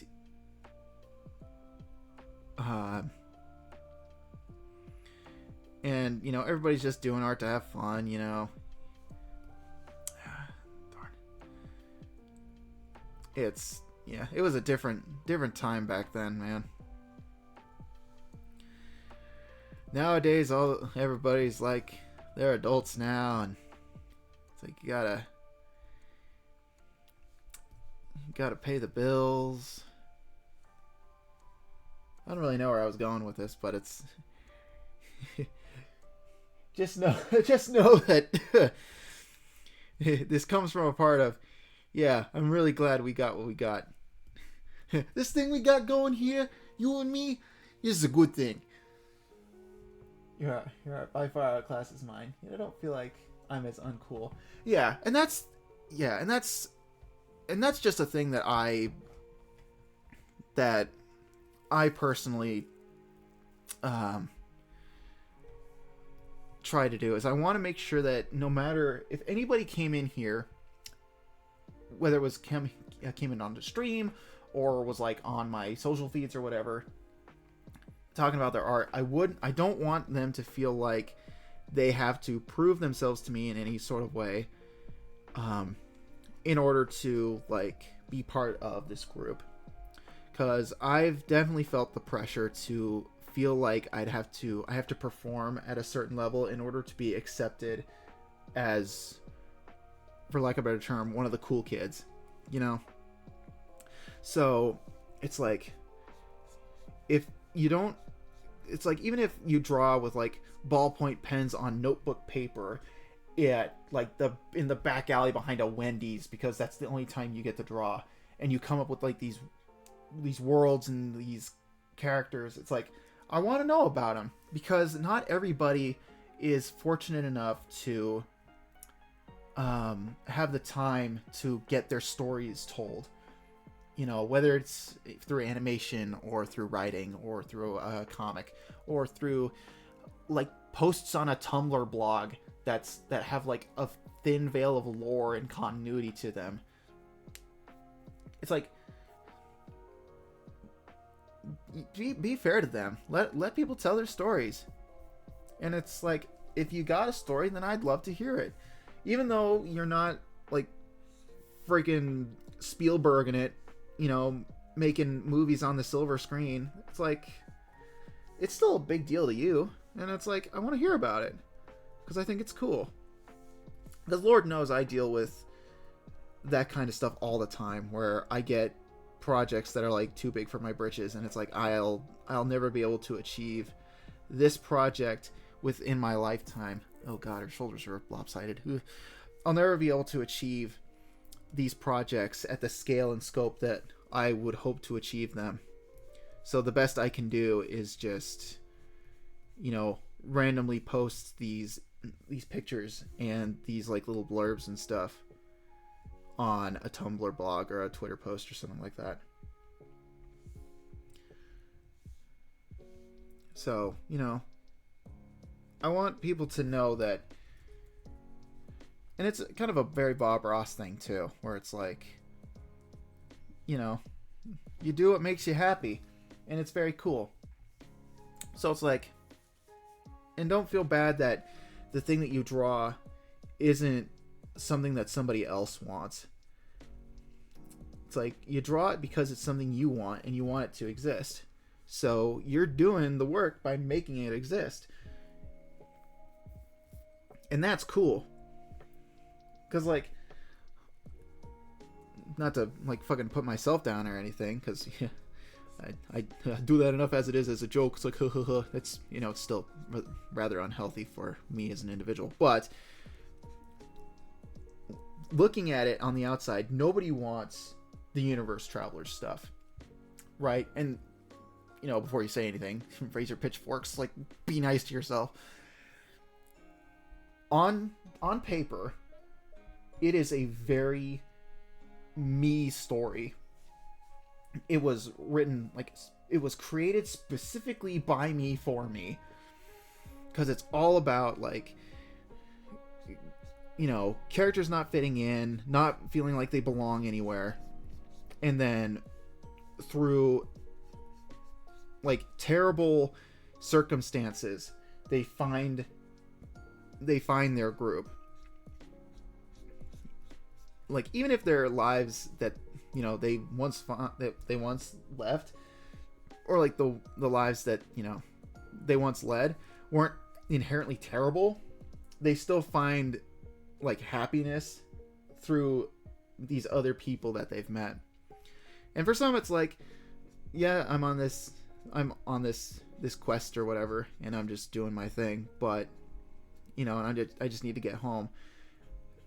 Meeting you has made my life, I don't want to say life worth living. For some characters it's like that, but for others it's like, you know, I was stuck in this terrible position, but hey, at least I was kind of stuck in it with you, and I learned something about myself in also teaching something. I learned something about myself in teaching you about yourself and how you can be a better person. Because that's part of the, like, the experience. But it's like, the characters that deal with that stuff, it's like, it's all stuff that I personally grapple with, and it's like, it's very, like, me coded. And it's like, there are people out there who deal with that kind of stuff as well, but the way that it's presented, it's like, these are straight up just my experiences. And also, people probably can go through and do this kind of story through more creative means, and as well as having the skills to actually, like, make something that looks really nice. Again, not to really put myself down, but, you know, there are people who actually have the brain power and the mental chutzpah to, like, really stick to a project and then get it done. And, like, make something, like, with a lot of polish and sparkle and sheen and all that stuff.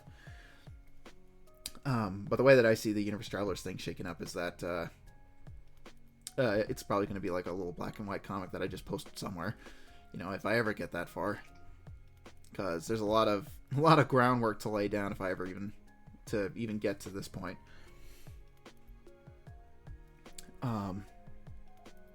But, you know, I know that nobody's going to tell that story, so I'm going to try, at least. If the depression doesn't consume me first, I'm gonna fucking try, god damn it. And, you know, I'll just try to be the best me that I can be. And along the way, it's like, hey, if I can help somebody else achieve their dream, and, you know, just by lending an ear or, you know, making their existence a little bit happier, then hey, you know, what's the harm in doing that? It's like, we're all on this planet for, like, a very short period of time. It's like, my god, just be nice to each other. Be nice, angry face. Yeah, I know. I do try to be a lot nicer to myself nowadays than I used to be. Because back in the day, I was all about the self-deprecating humor, and it's like, bro, nobody likes that stuff. And sometimes I'll still let one slip, and it's like, dude, come on. It's like, be nice to yourself. It's like, you're dealing with a lot of crap. Just give yourself some slack, for fuck's sake. Yeah, make a big fist. Nah. I think it's about that big. Ooh, no, it's not. Okay, hang on. Let's just resize this slowly.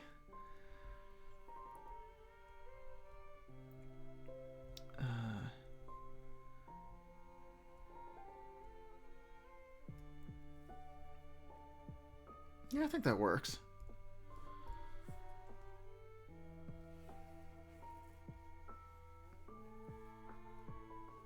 Yeah.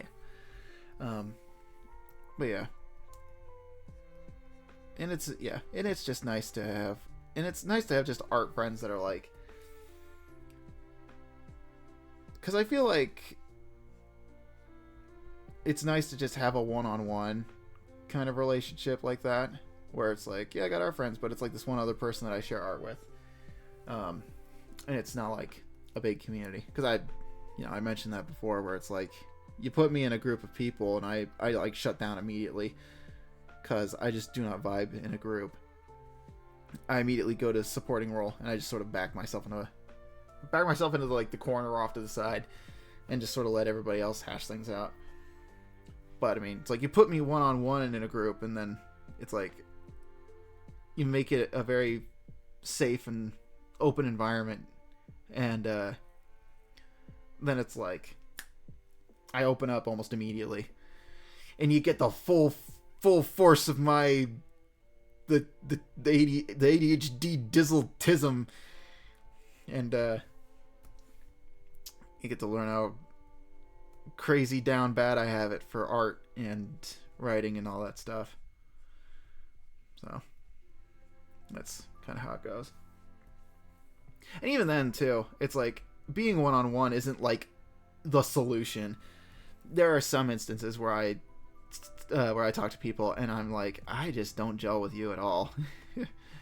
Because I've had that moment with some people where it's like, I'm one-on-one with somebody and I'm just like, you don't really speak to me on my level. And not even in like a way where it's like you're beneath me, but it's like trying to fit two shapes together that don't like mesh super well, you know?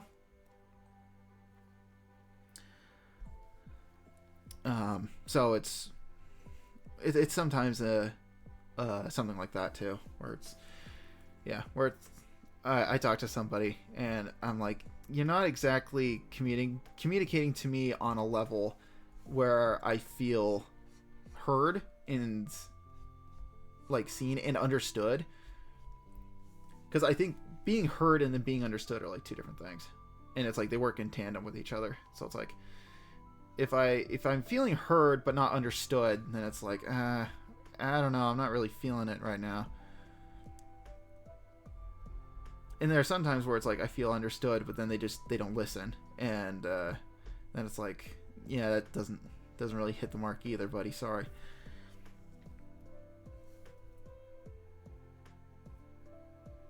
Yeah, can't put the circle in the triangle hole. Yeah.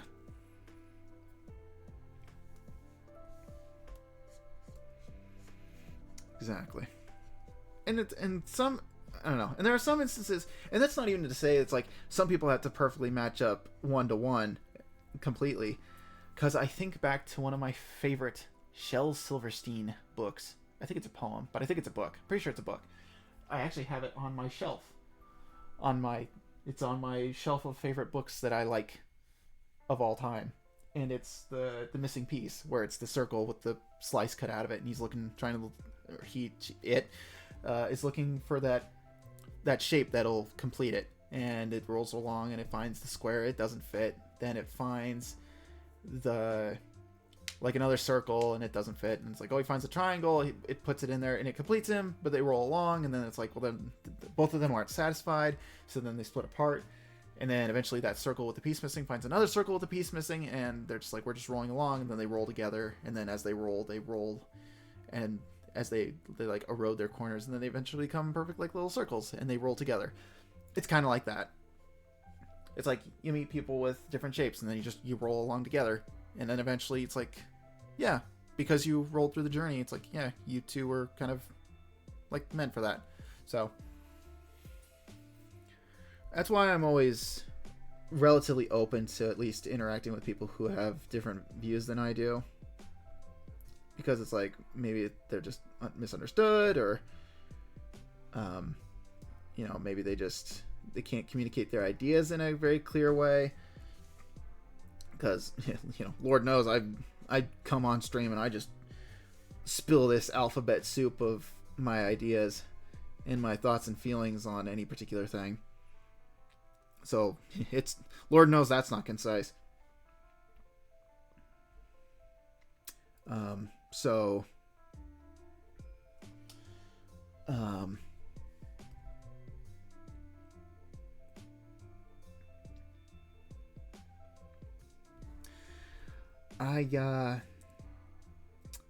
I do that as well. Sorry, I'm reading up, making sure, keeping up with Discord. But yeah, I greatly enjoy what we got, and I really do hope I don't ever take it for granted, because man, oh man, it's like there are people that would die for something like this. Maybe, I don't know, maybe I'm over exaggerating. Good grief. Why did I give Chris such big arms? Maybe I should switch their arms around. Good grief. Hold on, let me see that again. Yeah, his hands are a lot bigger. His arms are a lot thicker. Man, ugh. Ugh. Anyways. Oh, we hit the 4-hour mark. Ugh, wow. Man, time sure flies when you're having fun.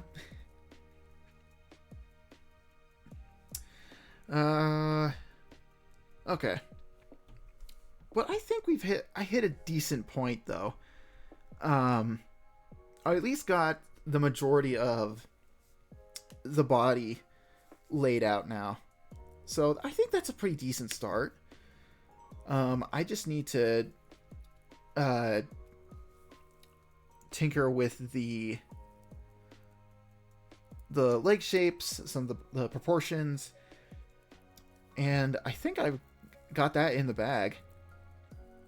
And then I can start putting I'll start with the head and do face and hair and all that stuff. Probably do it off stream though as well, cause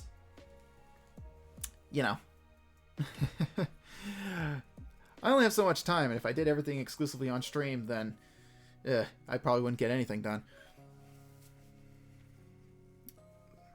So, but I mean, just doing my sketchy stuff is worked great so far. And also, I'm just doing this with the simple my simple reference pose, which is left arm out, fist clenched, right arm extended, open palm facing up. Which is kind of like my go-to for reference anything, because it's a decent pose. Quite frankly, I'd die for anything, so dying for something like this isn't out of the question. Yeah. I don't know. I guess at this point in my life, I feel like I probably could.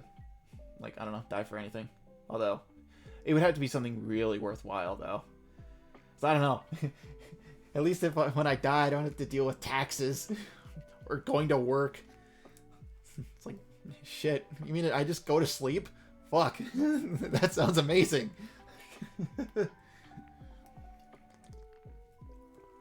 Ugh. We did good despite wasting an hour looking for hair. Indeed.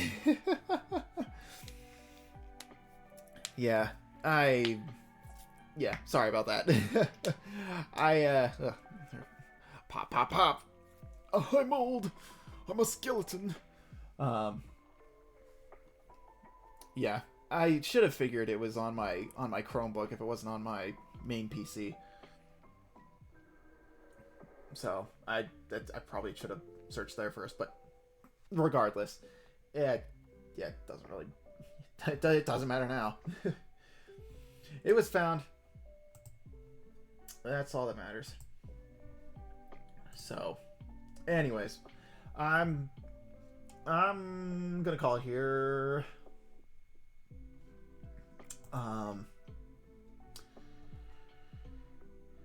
And I'll spend the rest of my evening.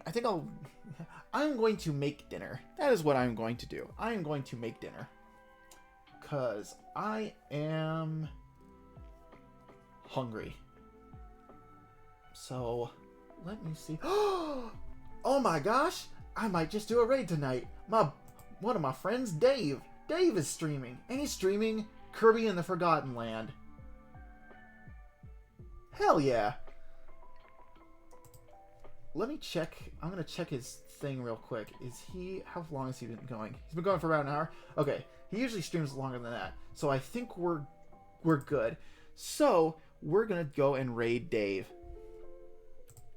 Dave is a great man. He's a great guy. His wife is very lovely. They're both artists. They make amazing stuff. If you haven't followed them both already, you should. They're very talented. I love them both. Near and dear to my heart. They're good friends. So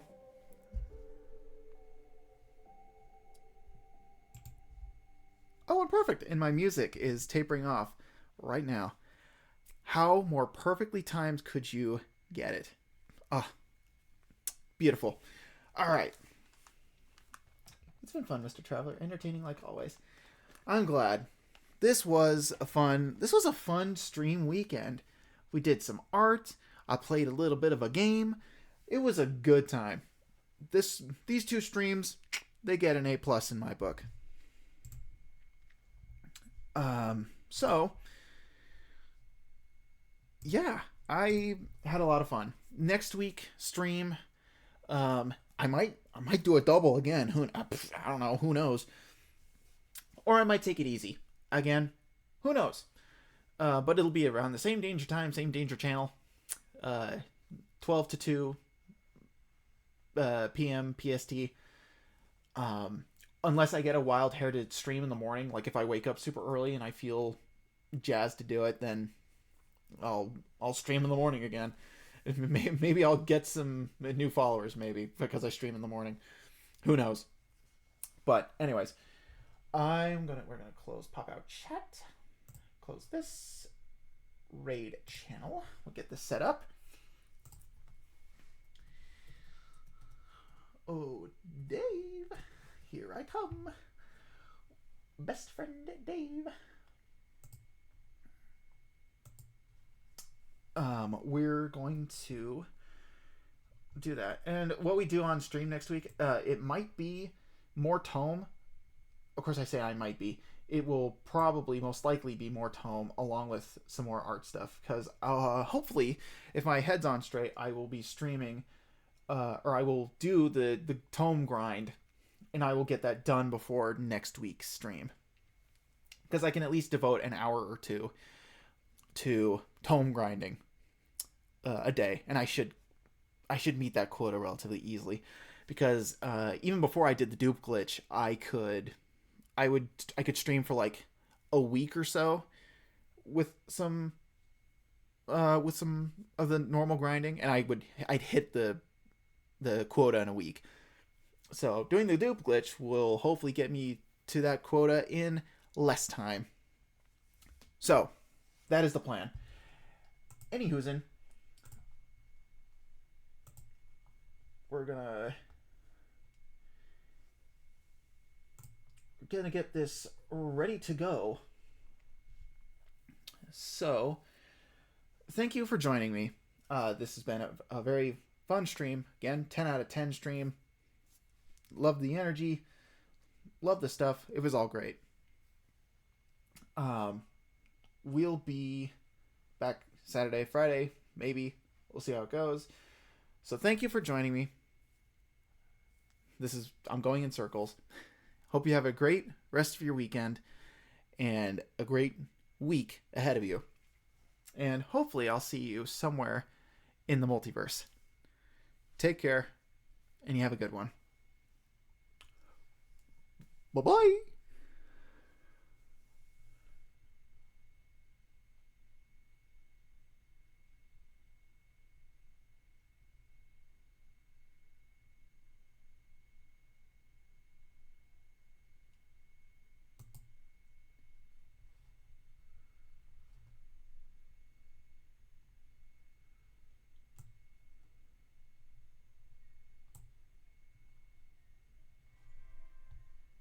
Chris, hi! Thank you for the raid. Hello and welcome. My name is Link Customer. I am predominantly an art streamer. You can catch me streaming art, but also the occasional random game.